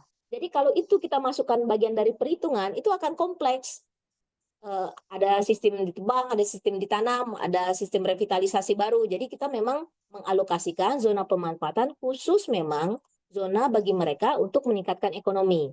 Ya, jadi serapnya tadi semak belukar bisa dibersihkan, bisa ditanam sesuai dengan kebutuhan yang sesuai dengan kebutuhan yang ada di lapangan. Jadi kami tidak memasukkan zona pemanfaatan bagian dari performa ya, performa untuk mendapatkan karbon kredit. Tapi memang itu khusus sebagai zona ekonomi bagi masyarakat, zona mereka bercocok tanam, zona mereka untuk menghasilkan pendapatan di tingkat desa, gitu. Baik Ibu, terima kasih untuk jawabannya Ibu Emi. Demikian Kak Dohardo Maharari, apakah sudah cukup menjawab atau ada tanggapan lain? Silahkan. Ya, Bu Seva, izin Bu Emi. Jadi kalau nanti dalam proses misalnya, let's say itu validasi kan, luasannya katakanlah 10.000 yang kita daftarkan kan seperti zona lindung itu 9.000, 1.000-nya yang udah dimanfaatkan. Apa nanti itu nggak misalnya dari validasi itu dipertanyakan gitu, kenapa 1.000 ini tidak ikut dalam komitmen kita tadi gitu ya. Misalnya dari 9.000 kenapa nggak kita komitmenkan naik 500 hektar seperti itu atau jadi 9,5. Seperti itu sih Pak dalam proses di validasi ini. Ya, benar Pak. Nah itu yang di PDD kita jelaskan argumentasi kita kenapa zona pemanfaatan yang kita tidak masukkan. Yang seperti saya jelaskan tadi, zona pemanfaatan tidak kami masukkan karena ini consider sebagai lahan masyarakat sebagai untuk mereka bercocok tanam. Kadang ada kecenderungan mereka pengen ganti apa kan? Ganti tanaman. Berarti kalau memang itu kita masukkan, nanti minus. Oke. Minus karbon kredit yang kita punya. Jadi naik lagi minus. Jadi itu akan spike itu naik turun gitu kan Pak. Dan itu waktunya dia kecil-kecil pula kan. Jadi mending kita ambil aja compact yang dia memang yang dia garanti. Zona lindung itu jangan dibuka lagi, silakan yang ini kita manfaatkan dengan baik. Gitu Pak. Dan itu ada kita jelaskan kok di argumentasi PDD kenapa pemilihan ini, basisnya kenapa, ada berita acara kesepakatan, mereka sepakatnya apa, itu ada. Gitu. Oke. Berarti ada administrasi yang perlu dilengkapi untuk menjelaskan kenapa zona pemanfaatan itu tidak disertakan dalam PDD untuk dihitung gitu nilai karbonnya, Bu. Iya, ada. Harus ada jelaskan argumentasi. Bahkan ada namanya leakage. Leakage itu kebocoran. Jangan sampai ini kita lindungin, nanti bocoran kemana nih gitu. Itu kita harus jelaskan juga. Ini supaya ada nggak memungkinkan mereka ngambil kayu lagi, karena wilayah ini nih kita tutup misalnya, nggak boleh. Baru kita bilang, mereka biasanya saat ini mereka ngambil kebutuhan kayu itu di zona pemanfaatan, karena masih ada kayu-kayu yang mereka pakai. Gitu. Jadi siap. sangat detail kita bisa jelaskan di video itu, Pak. Oke, oke. Sedikit lagi nih Bu, izin. Nah, terkait misalnya legalitasnya ini kan paling sering menjadi konflik tenorial ini. Ada SKT, segala macam lah. Masyarakat itu dibilang lah tanahnya diklaim. Itu apakah perlu dijelaskan juga nanti di dalam narasi di PDD itu? Nah, yang paling penting itu alas legal yang paling tinggi apa tuh? Kalau kita kan Sertifikat. sertifikat, misalnya kita tuh perhutanan sosial, berarti SK kan, SK dari Ya, menteri. benar. Itu yang paling tinggi, itu yang dipegang. Tapi kalau ada di Oke. dalam situ, oh klaim bapak ini, datu ini, itu harus diselesaikan dulu secara adat. Oh, Nah, tetap yang dipegang itu legalitas pemerintah, yang formalnya, yang ofisialnya itu, oh, gitu iya, Pak. iya. Makanya kami itu tidak bekerja di zona pemanfaatan, karena di zona pemanfaatan sudah punya, oh bapak ini, Hmm, Bapak C, Bapak D, cucunya ini, datuknya ini, silakan. Tapi yang belum oke, dibuka ini loh yang kita tahan supaya jangan dibuka lagi gitu. Jangan oke, dijual, jangan dibuka atau dibabat sama tetangga sebelah atau orang luar. Nah, gitu, Pak. Jadi kita kasih oke, fleksibilitas mereka supaya tetap bisa apa? Menyambung hidup atau memanfaatkan lahan itu yang sudah mereka praktek dari turun temurun. Jangan gara-gara oke. punya red, mereka dikungkung nggak boleh ngapa-ngapain, ngamuk, Siap, siap. gitu, Pak. Ya, ya Bu, berarti untuk apa model-model administrasinya itu di PDD yang Bujang Raba tadi ada di situ dibikin, misalnya biar saya bisa jadi bahan bacaan seperti itu. Termasuk FPIC, Oke, agreement-nya, sistem pengelolaannya, masuk di situ semua di PDD, Pak. siap, siap, siap. Di copy. Terima kasih Ibu Emi, semangat Ibu Sama-sama, Emi. Bapak. Baik, terima kasih Bu Emi dan juga Pak Dohardo untuk diskusinya. Berikutnya Ibu masih ada pertanyaan di kolom chat. Ini dari Kak Dian Arizona. Untuk perhitungan karbon yang di PS Raba, apakah memakai standar SRN atau standar yang lain? Contohnya standar Vera, Ibu Emi. Nah, kalau standar internasional kan Vera salah satunya tuh. Ada Vera, ada Gold Standard. Nah, kalau kita pakai standarnya Plan Vivo yang internasional. Standar Voluntary Carbon Mechanism Plan Vivo. Nah, SRN itu baru muncul belakangan ini setelah Paris Agreement. Sementara kita memulai proyek ini, memulai inisiatif ini di tahun 2013. Tentunya saat ini yang kita pakai adalah standar Plan Vivo. Nah, SRN ini ke depan akan menjadi sistem pencatatan, sistem registrasi. Ya, jadi kalau ada Vera nanti inisiatifnya harus tercatat di SRN ini, sistem registrasi Indonesia. Atau Plan Vivo harus tercatat sini. Supaya apa? Supaya negara tahu nih, stok karbon kita ini berapa yang terjual ke luar negeri, berapa yang bisa dimanfaatkan, berapa dibeli domestik, berapa untuk bisa mengikuti cap and trade. Nah, seperti itu. Jadi SRN ini masih sistem pencatatan. Namun, SRN saat ini juga lagi mengembangkan ICER, Indonesian Certified Emission Reduction.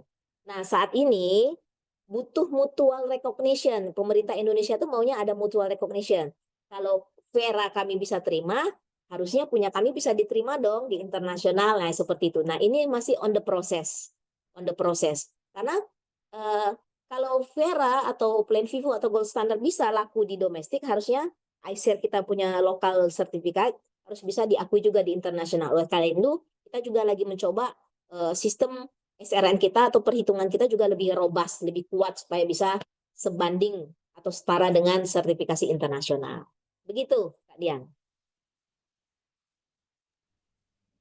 Demikian, Kak Dian. Apakah sudah cukup atau ada tanggapan lain? Silakan. Sudah cukup, Bu. Terima kasih. Jawabannya sangat bagus sekali, Bu. Ya, terima Informasinya. kasih. Oke, baik. Terima kasih konfirmasinya, Kak Dian. Terima kasih juga Ibu Emi untuk jawabannya. Ibu, berikutnya masih ada pertanyaan di kolom chat di sini. Dari Kak Hanifa, izin bertanya apakah skema perdagangan dan sertifikat karbon ini dinilai adil untuk masyarakat adat? Apa saja tantangan dalam implementasinya, terutama untuk menjaga hutan-hutan yang masih virgin dari ambisi deforestasi industri yang ekstraktif dan juga eksploitatif? Demikian Ibu pertanyaan dari Kak Hanifa. Oke, makasih Mbak Hanifah. Nah, kalau bicara adilnya agak, kita harus lihat dulu ya. Ini ada skema internasional memperkenalkan ada skema REDD+. Skema internasional yang diperkenalkan. Kalau ini tidak diambil kesempatannya, siapa yang akan mengambil? Kenapa kita harus mengambil ini? Karena masyarakat punya potensi. Potensi apa? Mereka punya local wisdom. Mereka punya kekuatan untuk melindungi hutan. Tinggal dicatat nih, didokumentasikan apa aja yang mereka lakukan untuk melindungi dan menjaga kawasan hutan ini. Perlu diverifikasi dan divalidasi. Sehingga benar yang ada di omongan nih, bukan cuma omong doang. Nah, ketika itu dapat, itulah muncul. Datanglah pihak luar, oh ya kami sangat mengapresiasi ini masyarakat menjaga kawasan hutan, bumi kita menjadi lebih baik. Kami mau support. Kebetulan kami memang mendukung masyarakat. Nah, dapatlah dana itu. Dana itu dipakai untuk membiayai masyarakatnya juga kembali kepada masyarakat untuk kebutuhan sosial, untuk infrastruktur, untuk pembiayaan sarana dan prasarana untuk perlindungan hutan. Nah, itu menurut kita suatu opportunity. Ini kesempatan ada. Kalau nggak diambil sayang gitu. Kalau mau jadi penonton aja, gimana nih? Padahal kita sudah melakukan sesuatu. Kalau kita sudah melakukan sesuatu, let's discuss it. Let's put it into a document. Ayo kita verifikasi, ayo kita dapat manfaatnya. Itu satu, saya lihat. Tantangannya adalah satu, sertifikasi, apalagi internasional, apalagi nasional nanti, sangat penuh dengan detailing metodologi yang memang butuh high intelektual lah dalam tanda kutip ya. Karena harus ngitung karbon lagi, ngitung biomasa jenis tanaman. Jadi memang perlu pendamping atau kapasitas pendamping memfasilitasi ini. Kalau tidak difasilitasi, masyarakat akan sulit untuk bisa picking the fruit ini gitu, memetik opportunity ini. Apalagi belum lagi akses informasi yang jauh antara pedalaman sampai nasional sampai internasional. Jadi memang tantangannya adalah perlu ada pendamping yang memang membantu masyarakat untuk melakukan ini. Sedangkan untuk mengusahakan permohonan perhutanan sosial aja kalau nggak ada pendamping sulit. Apalagi udah main dokumentasi yang lebih tinggi. Belum lagi bahasanya pakai bahasa Inggris, belum lagi kendala sinyal yang nggak ada, yang perlu TikTok komunikasi. Jadi itu yang menurut kita. Pertama memang kendala hal-hal teknis. Yang kedua, di lapangan kadang-kadang masyarakat sudah menjaga hutan dengan baik, tiba-tiba datang nih pelaku illegal logging. Diusir satu, diam-diam aja. Diusir dua, sulit kadang-kadang masyarakat harus berhadapan langsung sama pelaku-pelaku illegal logging yang sulit untuk diusir lah gitu ya. Penegakan hukum yang lambat dan juga yang proses yang panjang, nah itu menjadi tantangan. Saya pikir itu ya banyak sekali sebenarnya tantangan-tantangan yang lain, tapi memang komitmen dan modal sosial itu adalah faktor penentu keberhasilan sebuah proyek. Kalau masyarakatnya sudah terfragmented, oh ini, itu akan sulit tuh. Makanya memang modal sosial, komitmen yang besar dari masyarakat, merasa bahwa ini bagian dari gerakan bersama untuk melindungi hutan, itu merupakan modal utama dalam menjaga kawasan hutan dan juga berpeluang untuk mendapatkan insentif di kemudian hari. Begitu. Baik, terima kasih Ibu Emi untuk jawabannya. Oke, ini ada tanggapan dari Kak Hanifa.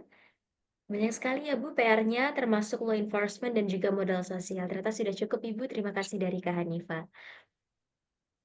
Oke, Ibu berikutnya masih ada pertanyaan dari Pak Rohmadi. Apakah sertifikat pengurangan emisi gas rumah kaca yang diterbitkan oleh skema Plan Vivo diakui oleh KLHK untuk yang di Jambi tadi disampaikan melalui Plan Vivo, Ibu? Bagaimana Ibu? Silakan. Oke, jadi pemerintah Indonesia saya cerita tadi tahun 2020 dia mengeluarkan surat edaran bahwa semua sistem perdagangan karbon voluntary atau sukarela itu di stop dulu karena mereka mau fokus kepada NDC. Nah, baru-barusan ini pemerintah juga membuka peluang bahwa ini akan dibuka nih skema perdagangan karbon. Jadi mereka akan mencoba meng-approach Vera, meng-approach Plan Vivo atau Gold Standard atau standar-standar internasional tadi, tapi lewat mutual recognition agreement. Nah, proses itu masih on the process. Proses mendapatkan pengakuan skema Plan Vivo atau Vera atau Gold Standard masih dalam proses. Pada saat ini pemerintah Kementerian Kehutanan udah mulai membuka komunikasi itu, tapi memang belum saat ini diakui, masih on the process intinya. Begitu. Baik Ibu, terima kasih untuk jawabannya. Demikian Pak Rohmadi, apakah sudah cukup atau ada tanggapan lain Bisa Bapak? tanya sebentar aja, Mbak. Boleh silakan Pak. Untuk tadi yang disampaikan di apa itu registrasi sertifikat itu berapa ton Bu ya selama 10 tahun itu? Dan harganya berapa itu per ton CO2 equivalennya itu? Terima kasih. Yang mana, Pak? Untuk yang tadi disampaikan di apa registration certificate itu kan tadi ada di yang Ya. Pak Chris Stevenson itu yang salah tadi. Itu kan Mm-mm. itu berapa ton CO2 yang diturunkan selama 10 tahun itu? Dan harganya Oke. berapa itu? Terima kasih. Yang diturunkan per tahunnya itu 37.000 ton, kurang lebih ya 37.000 ton. Harganya $6 per ton. Harganya Oke, terima $6 kasih per Bu. ton, Pak. Kasih. Baik, terima kasih Bu Emi dan juga Pak Rohmadi. Ya, berikutnya Ibu masih ada pertanyaan di kolom chat di sini dari Kak Olive. Selamat malam Ibu Emi, terima kasih atas paparannya. Kak Olive izin bertanya, tadi dijelaskan bahwa proyek area hutan yang akan dijaga merupakan hutan lindung yang secara technical review telah divalidasi dan dipastikan memiliki nilai ekonomi. Berarti area-area ini apakah sudah di-mapping sebelumnya oleh pemerintah atau DLH setempat atau butuh identifikasi dari inisiator seperti NGO atau seperti KKI? Ada dua pertanyaan Ibu, itu untuk yang pertanyaan pertama, mungkin dijawab yang pertama dulu Ibu, silakan. Ya, kalau penetapan hutan lindung itu pemerintah yang punya. Mereka punya SK ya. Oh, ini ditetapkan jadi hutan lindung, ini ditetapkan jadi hutan produksi. Nah, masyarakat yang tinggal di dalam masyarakat yang wilayah administrasinya hutan lindung masuk ke dalam wilayah administrasi desa, itu bisa diajukan usulnya menjadi hutan desa. Jadi kalau hutan lindung itu SK-nya dari pemerintah pusat ya, Kementerian Kehutanan yang sudah meng-SK-kan itu jadi hutan lindung. Nah, hutan lindung yang berada dalam administrasi desa itu bisa diusulkan menjadi skema hutan desa. Itu yang diusulkan oleh masyarakat untuk dijadikan skema hutan desa, di mana mereka boleh mengelola kawasan ini selama 35 tahun dan bisa diperpanjang menjadi 35 tahun lagi. Jadi bukan NGO yang menentukan ini bahwa hutan lindung atau bukan, tapi pemerintah. Baik, terima kasih Ibu Emi. Nah, berikutnya ada pertanyaan kedua dari Kak Olive terkait proyek tersebut. Lembaga sponsor yang mendanai proyek ini, kalau boleh tahu dari mana saja ya Ibu? Apakah ada sekian persen dari pemerintah atau CSR perusahaan atau seperti apa Ibu? Kalau Warsi tidak menerima donor dari pemerintah atau dari dana CSR, memang purely donor dari internasional.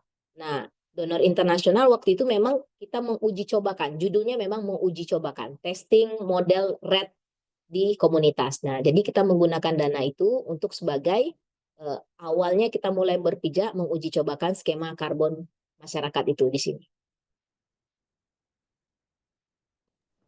Oke, baik. Ibu, terima kasih untuk jawabannya. Demikian, Kak Olive, apakah sudah cukup menjawab atau ada tanggapan lain? Oke, sudah. Ternyata sudah cukup Ibu Emi. Berikutnya pertanyaan dari Kak Lim Chan Peng. Adakah metodologi RED Plus yang sudah diakui oleh Kementerian Kehutanan dan Lingkungan Hidup, Ibu Emi? Ya, kalau yang di internasional sudah banyak diakui ya, karena ini masih sangat baru di Indonesia. Indonesia masih dalam proses mutual recognition tadi. Kalau misalnya mutual recognition agreement yang sudah sign, berarti dia setuju ada Plan Vivo, mereka setuju ada Vera, mereka setuju ada gold standard. Itu.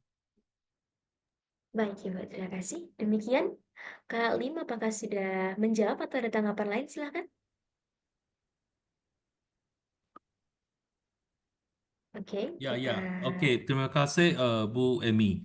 Ya, sebenarnya kami ada itu HPH di Kateng. Jadi kami ingin menjalankan karbon. Ya. Tetapi masalahnya illegal logging banyak sekali. Jadi Ya. gimana? Oh, kita memang mau jalan karbon, oke. Tetapi desa itu dia perlu untuk keluarga. Jadi kita kalau hentikan illegal logging, jadi dari mana dia punya income? Ini yang masalah. Jadi kami terus pergi convince, to convince masyarakat how to accept this carbon. Jadi adakah Bu Emi bisa ajar kami apa ada cara apa lain boleh bantu ini? Untuk Oke. mengelakkan illegal logging ini. Ya. Terima kasih Pak Lim. Ini kan Hmm. sama pengalaman kita di Bujang Raba tuh. Harusnya kan dia di hutan lindung. Hutan lindung Hmm. kan nggak boleh dibuka kan. Hmm. Tapi kenyataannya dari 9.000 itu udah 1.000 sekian itu udah dibuka. Hmm. Awal-awalnya sebelum dijadikan kebun itu illegal logging. Hmm. Tapi yang mereka rasakan adalah pernah suatu kejadian terjadi illegal logging musim kemarau panjang. Musim Hmm. kemarau panjang nggak ada air sama sekali. Sungainya kering, sawahnya Hmm. kering. Mereka mulai baru termenung. Oh iya ya, ini karena kami illegal logging. Tiba-tiba nggak lama kemudian banjir bandang. Hmm. Banjir bandang. Nah, fakta yang mereka rasakan itulah menjadi pecutan bagi mereka, menjadi satu shock terapi bagi mereka. Ini hutan kalau nggak dijaga, kita yang mati duluan gitu. Karena kita berada di situ, ekonomi kita bisa mati gitu. Makanya kami bilang, yang udah kadung terbuka, nah bagaimana itu dimanfaatkan jadi nilai ekonomi, pengganti alternatif ekonomi, yang belum dibuka itulah yang dijadikan komitmen, Pak. Ayo yuk kita komitmen, yang ini jangan kita buka, yang sudah kadung dibuka, bagaimana kita bisa memanfaatkan? Misalnya diperkenalkan tanaman agroforestry, apa misalnya di situ? Kalau misalnya di Jambi, misalnya ada kakao, ada kopi, tergantung Pak, bagaimana itu menjadi alternatif masyarakat. Satu sisi, proyek ini, driver deforestasinya adalah illegal logging. PR-nya adalah how to tackle the illegal logging. Nah, Iya. tackle the illegal logging, create project intervention. Project interventionnya seperti apa? Nah, itu harus kita rumuskan bareng-bareng sama masyarakat. Jadi Mau masyarakat terus-terusan nanam, mau ya, terus-terusan tebang misalnya. ya Umur Bu 50 Emi. tahun, ya lanjut Pak. Ya, tapi masyarakat dia orang cuma looking on short term. Jadi sebab kalau kita pergi jelaskan kepada mereka, jadi ramainya tidak mau terima. Jadi ada yang mau tanam sawit, kasih bakat, jadi clearing, jadi tanam sawit. Jadi gimana kami orang terus jelas tapi mereka tidak masuk itu, dan sebenarnya apa yang saya mau di sini usul adalah harap dari pihak NGO kalau bisa menekan dengan pemerintah untuk buat regulation. Regulation jadi ada undang-undang kan supaya ini perusahaan mau jalan karbon. Harap yang orang masyarakat desa-desa ini dapat bekerja sama. Sebab setiap kali kami ada mengalami masalah, okey, kami orang panggil polisi datang, Brimob datang, tapi tidak berhasil. Hari ini Iya. nanti, besok ulang lagi, minggu depan datang lagi. Jadi berulang kali. Jadi sampai kami rasa kecewa dan susah juga mau jelaskan kepada investor. Jadi investor tengok dia itu semua lari, tak berani lagi invest dengan carbon project ini. Ya, kalau kami itu ada beberapa skenario di lapangan, Pak. Misalnya ya, kan kita sering bilang tuh, pohon itu kalau mau tumbuh kan 50 tahun baru bisa tumbuh. Tapi ditebang kan cuma bisa 5 menit. Nah, berapa lagi waktu yang kita habiskan untuk menginvest tumbuh lagi gitu. Jadi memang perlu awareness raising dan pastinya kalau kami fasilitator warsi itu 15 hari di lapangan. 15 hari mereka di lapangan bergabung sama komunitas, building trust, membangun komunikasi. Jangan jadi tidak melihat dari subordinasi hierarki. Jadi kita tuh jadi fasilitator, duduk di lapangan, dengarkan. Apa sih sebenarnya? Ada yang bisa tergugah itu, Pak. Awal-awal memang ada yang nakal-nakal gitu ya. Tapi ya tadi, Ya, Pak, benar. strategi di lapangan yang kami lakukan adalah fasilitator di lapangan live in di masyarakat. Dengarkan mereka ngomong. Pasti mereka tuh juga akan tahu, Pak. Lama-lama hutan tuh kalau habis ya mereka juga yang kelaparan. Ya, benar. Tapi ada yang berapa unsur yang nakal. Jadi susah Iya, kan. Jadi sebenarnya kami harap kalau perintah ada satu regulation kan, undang-undang yang keras. Jadi bisa bantu perusahaan untuk menjalankan karbon. Jadi ini iya. sangat diperlukan. Jadi harap pihak NGO dapat membantu dengan ini. Sebenarnya gitu. Iya, kalau kami sebenarnya karbon itu bukan jadi tujuan utama dulu, tapi pemberdayaan masyarakat dulu. Hmm. Awareness raising itu di depan dulu, Pak. Hmm. Urgensi mereka jaga hutan itu kenapa? Karena kalau urgensi mereka menjaga hutan itu ke depan dan mereka ada promising livelihood dari menjaga hutan itu, nah itu karbon itu belakangan ngikut. Hmm. Tapi kalau kita ngomong proyek karbon, mereka akan berpikir, oh proyek nih, uangnya bakal ada nih gitu. Tapi kalau mereka lihat, oh ini bagian dari capacity, bagian dari investasi saya jangka depan untuk ekonomi anak saya perlu menanam supaya dengan ini. Kan menambang itu bisa kena hukum, bisa masuk penjara, ini lebih aman. Mungkin itu lebih enak mereka pakai. Gitu Pak, Oke, kalau baik. kami itu agak dibalik sedikit. Pemberdayaan masyarakat itu di depan dulu, karena sustainability itu terjalin kalau mereka sudah strong dulu. Kalau enggak, kita akan bolak-balik kena hantam aja. Ya, oke, Heeh. baik Bu. Gitu ya Pak Oke, ya. kita Mm-mm. sama-sama usahakan. Siap Pak, good luck ya Oke, Pak, semoga berhasil. oke, terima kasih. Mm. Baik, terima kasih Bu Emi dan juga Pak Lim untuk diskusinya. Baik, berikutnya pertanyaan dari Pak Abdurrahman Syah Siagian. Izin bertanya Bu, bagaimana jika intervensi kita dalam proyek karbon mengalami leakage di area luar proyek dan apa konsekuensinya terhadap proyek Ibu? Nah, leakage tadi saya bilang kita harus ngitung. Itu harus ngobrol sama komunitas ya, harus melakukan studi. Kalau masyarakat di desa ini nih, Desa Bujang Raba, mereka biasa buka kayu, ngambil kayu di sini. Kalau kayu ini kita tutup, komitmen tidak boleh dibuka, mereka tuh larinya kemana? Itu harus kita cari jalurnya mereka lari ya gitu. Kalau kita lihat, oh kayaknya mereka nggak lari deh, karena kebun-kebun mereka sekitar mereka atau di zona pemanfaatan tuh masih cukup untuk sebagai supporting mereka punya kayu, berarti aman. Atau leakage-nya itu kita buat 20% angkanya. Jadi net carbon benefit kita itu yang awalnya mungkin bukan 27.000 itu dikurang 20%. Buat jaga-jaga kalau misalnya ada pembukaan. Itu kita harus identifikasi di mana sebenarnya leakage-nya. Dan leakage itu dimasuk dalam reserve 20%. Jadi net carbon benefit kita tuh sebenarnya yang saya bilang 27.000 itu udah 20%.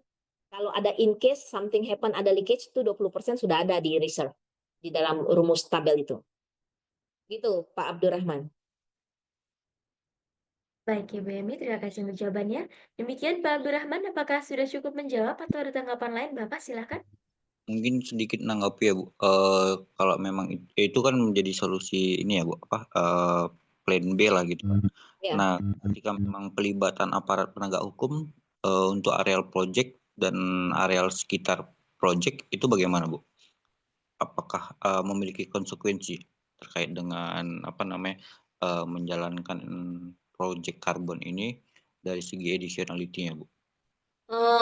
Kalau kami di Bujang Raba tidak begitu memasukkan kayak law enforcement penegakan hukum gitu ya, tapi kami lebih kepada bagaimana ini bisa ditindak dulu. Kalau di Bujang Raba kan masyarakatnya masih kuat ya, sistem adat masih ada. Jadi kalau ada yang buka itu kena denda gitu ya, kena denda sapi atau kerbau, misalnya selemak semanis kalau bahasa itu kayak bubur gitu, itu masih ada. Nah, tapi kita lihat juga ini masyarakatnya masih kuat nggak adatnya? Atau semua itu harus langsung aja ke hukum formal gitu. Nah, itu tergantung sekali bagaimana kita melihat proyek kita, Pak. Tapi kalau kami itu lebih kepada melakukan intensif patrol atau kolaboratif patrol dengan melibatkan KPH, Polhut. Jadi nggak langsung kucuk-kucuk langsung pelibatan law enforcement gitu lah Pak ya. Sangat tergantung sama kondisi situasi. Tapi kalau di Bujang Raba kita nggak langsung ngomong law enforcement, tapi lebih kepada kolaboratif patrol yang melibatkan Polhut melalui KPH. Dari situ aja udah mulai ada proses. Kalau ini memang ada proses yang kuat lah ya, yang berbarengan sama pemerintah. Tapi kalau memang diperlukan, itu bagian dari law enforcement untuk jaga-jaga memang kondisi situasinya memang harus gitu ya silahkan dimasukkan bagian dari monitoring plan atau project intervention. Tapi bukan additionality itu Pak, itu bukan disebut dengan additionality, tapi management plan.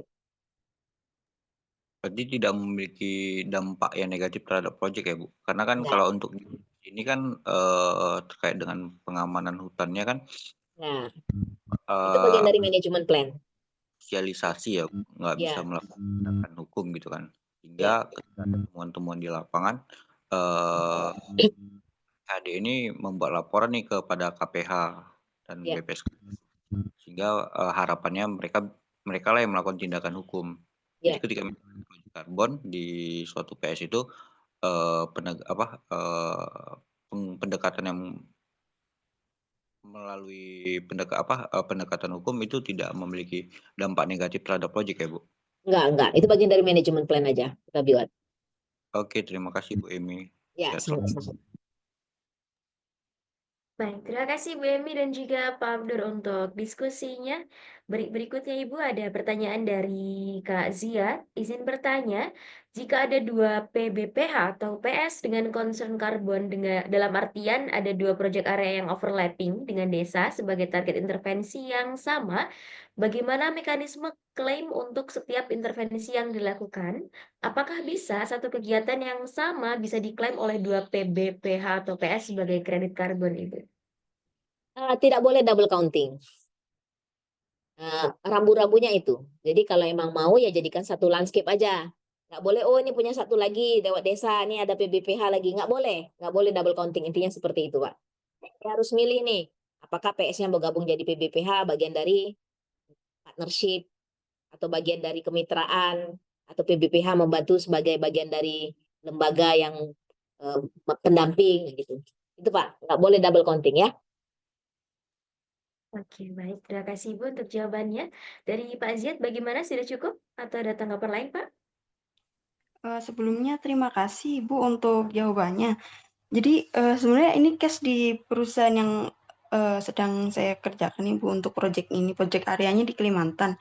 Jadi itu ada kasusnya sebenarnya PBPH. Kami PBPH itu kan di apa namanya, di PBPH kami itu berhimpitan dengan PBPH lain, di mana PBPH tersebut sebenarnya tuh memiliki intervensi desa yang sama, desa yang dikerjakan sama, untuk intervensi karbonnya sama, terus juga untuk proyek areanya juga sama. Kalau untuk terkait strategi untuk supaya tidak double counting dan tidak double double claim, itu seperti apa ya Bu? Untuk melihat untuk monitoringnya seperti apa, dan juga di theory of change-nya itu seperti apa ya Bu? Strateginya Berarti harus di enclave wilayah yang sudah ada PBPH lainnya. Jadi kan kita sudah ada PBPH nih, tapi PBPH kita ada di desa ini, tapi desa ini juga melakukan berarti harus di enclave, nggak boleh double counting, Mbak, dikeluarkan. Ya. Itu kan kalau izin tanya Bu, untuk lanjut, maaf mungkin menyela. Kalau di enclave-nya oleh siapa dulu gitu loh. Nanti apakah masing-masing mengeklap bagaimana begitu? Apakah diselesaikan secara mungkin formal atau hukum ke dinas Departemen Kehutanan gitu Bu? Ya, harusnya memang itu harus ada legal formalnya juga. Ini belongs to siapa gitu ya.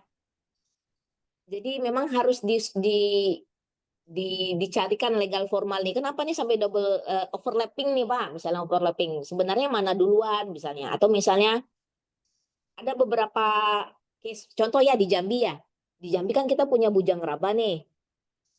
Bujang Raba di tahun 2013. Cuma satu landscape. Sekitar tahun 2020 ada RBP, Result Based Payment, BOCF, Biocarbon Fund, yang mengklaim satu yurisdiksi Provinsi Jambi. Satu yurisdiksi ke Provinsi Jambi. Padahal dia baru muncul tahun 2020, kita 2013. Performa kita sampai tahun 2023, 10 tahun komitmen kita. Akhirnya Bujang Raba itu sampai 2020 keren gitu, ditutup karena mereka masuk dalam yurisdiksi Provinsi Jambi. Nah, kami ini lagi ngobrol sama pemerintah, bisa nggak Bujang Raba ini di enclave dikeluarin supaya menjadi bagian yang tersendiri. Kami udah mulai duluan nih. Nah, kalau pemerintah Provinsi Jambi, oh bisa aja, tapi kami harus cek ya, ini sesuai dengan mempengaruhi target performa kami nggak dalam RBP ini. Terus ada nggak regulasi yang memperbolehkan VCM, Voluntary Carbon Mechanism, ini udah mulai dibuka. Kan sekarang masih ditutup. Kalau misalnya VCM udah mulai dibuka, ada regulasinya bahwa mereka boleh di-enclave, kami akan bisa meng-enclave. Nah, jadi situasi seperti itu harus dicek juga di lapangan, karena saya kurang paham ya. Sebenarnya historinya seperti apa, dirunut lagi. Dirunut lagi sebenarnya ini berhaknya kemana ini kalau mau di-enclave, ataukah bagian kita atau bagian sana, atau perlu dikonsultasikan kepada masyarakat, mereka prefer yang seperti apa. Yang detail-detail itu karena saya nggak paham kontekstual, mungkin perlu digali lagi lah informasinya ya Mbak Zia di lapangan. Oh ya, baik Ibu, terima kasih. Berarti untuk project area itu memang tidak diperbolehkan double counting, dalam artian nggak boleh overlapping. Terus Baik. kalau misalkan project zone itu seperti apa, Bu? Kalau misalkan overlap-nya terjadi di project zone? Project zone misalnya apa misalnya? Jadi kan kalau di istilah di karbon itu setahu saya ada project area. Project area itu berarti tempat kita bekerja atau konsesi yang kita kerjakan. Terus kalau project zone itu semacam buffer dari project area kita. Berarti kan overlap antara dua PBPH tersebut bisa dimungkinkan di project zone yang sama ya, Bu? Itu Kalau untuk nggak klaim mekanismenya seperti apa ya, Bu? tergantung dari metodologi standar yang mau dilihat. Kadang-kadang mereka hanya consider project zone aja sebagai project intervention. Jadi kalau buffer itu kan nggak menjadi bagian dari performa yang akan di-counting ya. Nah, Oke, coba dilihat lagi dari situ ya. Ada yang oke, boleh tekan atau enggak? baik. Oke? Berarti memang difokuskan ke project area ya, Bu ya? Ya, siap Ibu. Terima kasih Ibu Emi atas jawabannya. Sama. Baik, Ibu Emi, terima kasih untuk jawabannya dan juga Kak Zia untuk diskusinya tadi. Berikutnya Ibu masih ada pertanyaan di kolom chat di sini dari Kak Zia. Ibu boleh di-share bagaimana pengalaman Ibu mengenai perhitungan buffer berdasarkan metode Plan Vivo? Apakah sudah pernah membandingkan dengan metode yang dirilis SRN, Ibu? Terima kasih. Kami belum membandingkan karena SRN itu baru muncul belakangan. Jadi kami kan tahun 2013 yang kami pakai. 2013 masih purely pakai metodologi yang dilakukan oleh Plan Vivo. Kalau leakage tadi saya sudah bilang tadi kita pakai 20% maksimal dari batas di mana wilayahnya akan kemungkinan terjadi leakage. Seperti itu.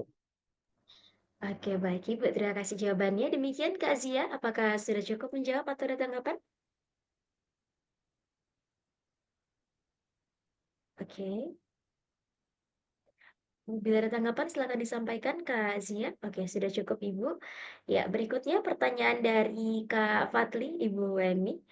Kenapa Kakak Iwarsi lebih memilih menjual atau menggunakan Plan Vivo dibandingkan Vera? Apakah ada pertimbangan khusus, Ibu? Waktu itu pertimbangan itu sederhana.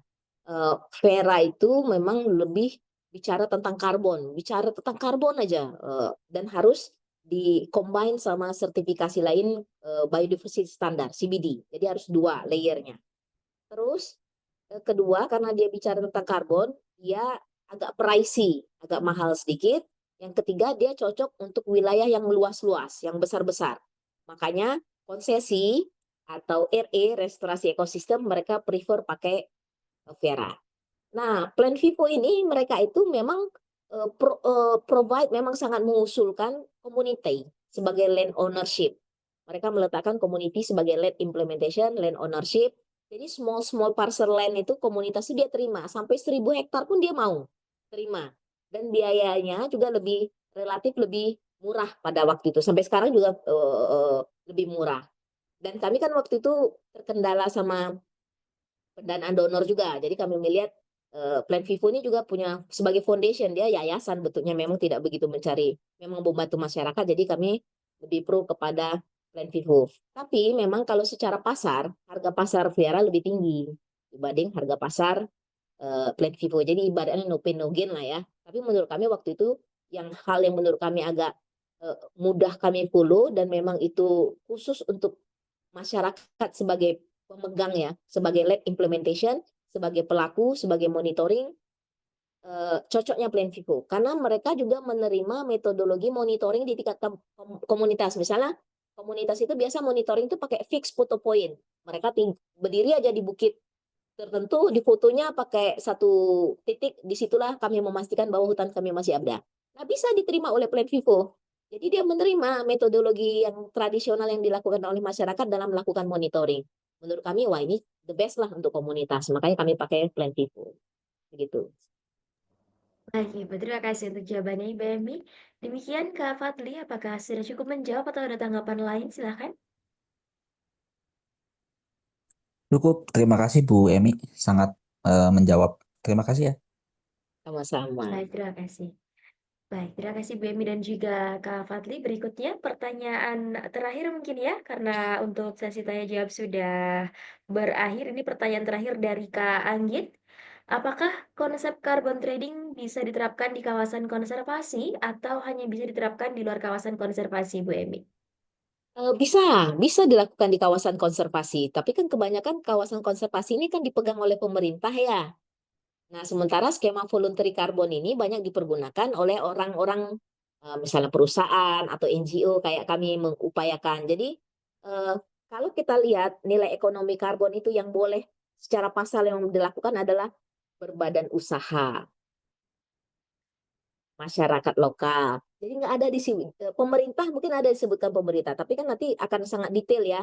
Nah, siapa sebagai pelakunya, terus kalau memang ada pendapatan itu masuk ke mana, masuk ke NBP atau apa. Jadi agak bisa sebenarnya tergantung bagaimana regulasi menjelaskan ini project developernya dipegang oleh siapa, aturan mainnya seperti apa. Cuma saat ini belum ada ya yang memang pemerintah murni melakukan penyelenggaraan nilai ekonomi karbon karena itu banyak di reserve untuk kegiatan NDC, Nationally Determined Contribution, untuk capaian NDC gitu.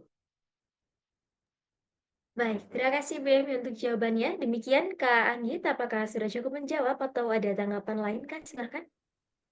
Bu Emi, kalau pengalaman yang kita lakukan selama ini kebetulan kan saya ngelakuin program CSR dengan pengelolaan belum KUPS sih, masih KTH. Hanya memang ternyata mereka itu bergerak di area di dekat dengan kawasan konservasi. Jadi pada saat kemarin salah satunya memang kayak tadi Ibu jelaskan, kebetulan sudah ada pembalakan liar karena mungkin masyarakat di sana itu cara termudah untuk secara perekonomian dengan menjual kayu-kayu dari dalam kawasan konservasi, dibawa keluar gitu. Ya. Pada saat kita membuat kegiatan dan melakukan penanaman, ternyata belakangan kita baru tahu gitu kalau ternyata kawasan konservasi tidak bisa dilakukan carbon trading gitu. Sedangkan si pergerakan dari si masyarakat yang kita bina juga berharapnya mereka juga bisa mendapatkan seperti yang terjadi di tempat Ibu gitu. Maksudnya jadi ada peningkatan ekonomi dari kegiatan perlindungan. Kalau misalnya dari sisi seperti yang tadi Ibu jelaskan bahwa ada skema siapa yang akan mengatur, sebenarnya memungkinkan nggak sih si carbon trading ini dibagi dua gitu? Dalam artian kami sebagai perusahaan yang melakukan CSR mengklaim itu untuk menginikan emisi yang dikeluarkan oleh aktivitas perusahaan, tapi juga masyarakat juga mendapatkan seperti skema yang Ibu lakukan di tempat Ibu. Kalau CSR langsung ke wilayah konservasi dan untuk pengadaan jasa lingkungan karbon itu rasanya kurang bisa karena otoritasnya balai ya kalau konservasi. Tapi bagaimana masyarakat bisa berpartisipasi? Coba kita lihat ada nggak wilayah-wilayah masyarakat itu yang bisa kita jadikan kadang-kadang skema hutan adat juga bisa atau skema hutan private katanya ke depan juga bisa dijadikan sistem perdagangan karbon ke depan gitu ya. Kalaupun balai atau skema konservasi itu mau bermitra sama masyarakat lewat kemitraan lingkungan, mungkin peluang itu ada dengan menggunakan masyarakat menjadi apa ya sebagai project developer. Tapi balik-balik lagi saya agak khawatir kayaknya konservasi itu memang sudah di reserve bagian dari NDC, Mbak. Itu yang agak khawatir saya. Bagian dari capaian nasional untuk pengurangan emisi. Nanti kita sama-sama cari tahu ya. Sependek saya pengetahuan saya itu belum ada kayaknya untuk wilayah konservasi khusus untuk perdagangan karbon. Berarti alangkah baiknya memang mencari kawasan yang non konservasi aja ya Bu. Maksudnya untuk menguntungkan baik dari sisi perusahaan. Kebetulan memang tempat saya nggak punya lahan Bu. Jadi jadinya harus cari lahan untuk mendorong program si carbon trading ini gitu. Secara memang aktivitas emisinya juga lumayan besar gitu. Sebenarnya selain program lahan, tadi kan saya sudah lihat tuh ada program-program pengurangan emisi, ada limbah, energi, agriculture, itu menjadi sektor-sektor lain juga yang bisa menghasilkan valuasi carbon trading. Tapi memang itu belum berkembang. Yang berkembang sekarang ini baru sektor energi sama sektor lahan. Misalnya ada PLTMH, nah itu bisa dijadikan carbon credit dari pembangkit listrik tenaga mikrohidro misalnya. Gitu, Mbak. Siap, Mbak. Makasih Bu informasinya. Sama-sama Mbak Agit. Kita sama-sama belajar nanti cari informasi ya. Oke. Baik, terima kasih Ibu Emi dan juga Kak Anggit. Oke, ini masih ada satu pertanyaan satu kali lagi Ibu ya. Jadi dari Kak Sembada di sini membicarakan terkait pajak, bagaimana perhitungannya pada perhutanan sosial menggunakan skema plan Vivo atau pada semua skema volunteer yang akan dipakai lainnya. Apakah ada perhitungan resmi dari pemerintah, Ibu? Kalau secara resmi belum ada. Makanya sekarang itu akan dibuka skema voluntary carbon mechanism di mana nanti akan dipertimbangkan juga sistem pajak atas karbon. Dan siapa penerimanya? Apakah pemerintah pusat atau pemerintah daerah atau kemana? Itu lagi digodok informasinya. Tapi so far selama kita melakukan aktivitas voluntary carbon sampai sejauh ini melalui Plan Vivo kita belum ada melakukan pembayaran pajak. Memang waktu regulasinya belum ada dan saat ini akan sedang dipersiapkan. Baik, Ibu. Terima kasih untuk jawabannya. Demikian, Kak Sembada, sudah cukup atau ada tanggapan lain? Silakan. Cukup Bu, terima kasih Bu. Baik, terima kasih kembali Kak Sembada. Ya, pertanyaan dari Kak Sembada tadi merupakan pertanyaan yang terakhir IBT Heroes karena kembali lagi sesi tanya jawab kita di Zitalk malam hari ini sudah selesai. Oke, terima kasih kepada seluruh IBT Heroes yang sudah aktif bertanya dan juga kepada Ibu Emin yang sudah menjawab pertanyaan dari IBT Heroes sekalian. Oke, berikutnya boleh teman-teman untuk mengabadikan momen kita pada malam hari ini. Disilakan untuk menyalakan kameranya. Kita dokumentasikan terlebih dahulu kegiatan kita malam hari ini. Oke. Kita tunggu beberapa saat lagi. Bagi yang tidak terkendala, yang tidak berhalangan, boleh silahkan dinyalakan kameranya. Ya, kita tunggu beberapa saat lagi.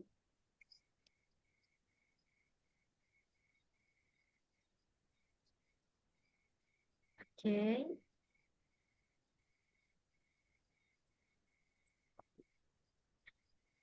Oke. Baik, apakah ada yang masih mau menyalakan kameranya atau sudah cukup? Cukup. Cukup ya. Baik, kita akan segera mendokumentasikan untuk kegiatan kita malam hari ini. Boleh silahkan Bapak Ibu teman-teman sekalian tersenyum ke arah kamera. Saya bantu hitung dari sini. Oke, 1, 2, 3. Oke, baik, sudah terdokumentasikan. Terima kasih yang sudah menyalakan kameranya. Iya, sekali lagi terima kasih juga kepada Ibu Emi, narasumber hebat kita malam hari ini. Terima kasih Ibu untuk ketersediaan waktu dan juga pemaparan materi serta diskusinya tadi, Ibu. Apabila ada keperluan lain, Ibu Emi kami silakan untuk meninggalkan Zoom meeting ini. Sekali lagi terima kasih, Ibu. Terima kasih semuanya. Yuk. Baik. Baik, IBT Heroes jangan lupa untuk cek kelas terbaru kami di website yang telah kami tampilkan linknya berupa QR di layar. Dengan mengakses link tersebut, nanti IBT Heroes dapat memperoleh berbagai informasi seputar Zia Academy meliputi bootcamp, mini kelas, dan juga pro kelas dari kami. Dengan mengikuti kelas-kelas kami, IBT Heroes berkesempatan langsung untuk mengikuti pelatihan yang ada tanya jawab, diskusi langsung dengan para ahli di bidang energi baru dan juga terbarukan, sehingga nantinya akan mendapatkan pengalaman belajar yang lebih mendalam. Oke, adapun selain itu, jangan lupa IBT Heroes silakan mengisi link presensi dan juga evaluasi yang telah dibagikan di grup ya, demi meningkatkan performa kami ke depannya. Ya, oke, IBT Heroes, demikian berakhirlah sudah Talk malam hari ini yang berjudul mengenal proyek Red Plus, solusi karbon berbasis hutan, bersama Ibu Emi Primadona yang diselenggarakan oleh Zona EBT. Kami ucapkan terima kasih kepada seluruh IBT Heroes yang telah mengikuti acara malam hari ini dari awal hingga akhir. Kami juga mengucapkan mohon maaf yang setulus-tulusnya apabila terdapat kekurangan yang kurang berkenan di hati IBT Heroes sekalian. Akhir kata dari saya Rimadanti selaku fasilitator pamit undur diri. Wassalamualaikum warahmatullahi wabarakatuh. Shalom. Om Santi Santi Santi Om dan salam kebajikan. Sampai jumpa di kesempatan berikutnya. Selamat beristirahat IBT Heroes sekalian.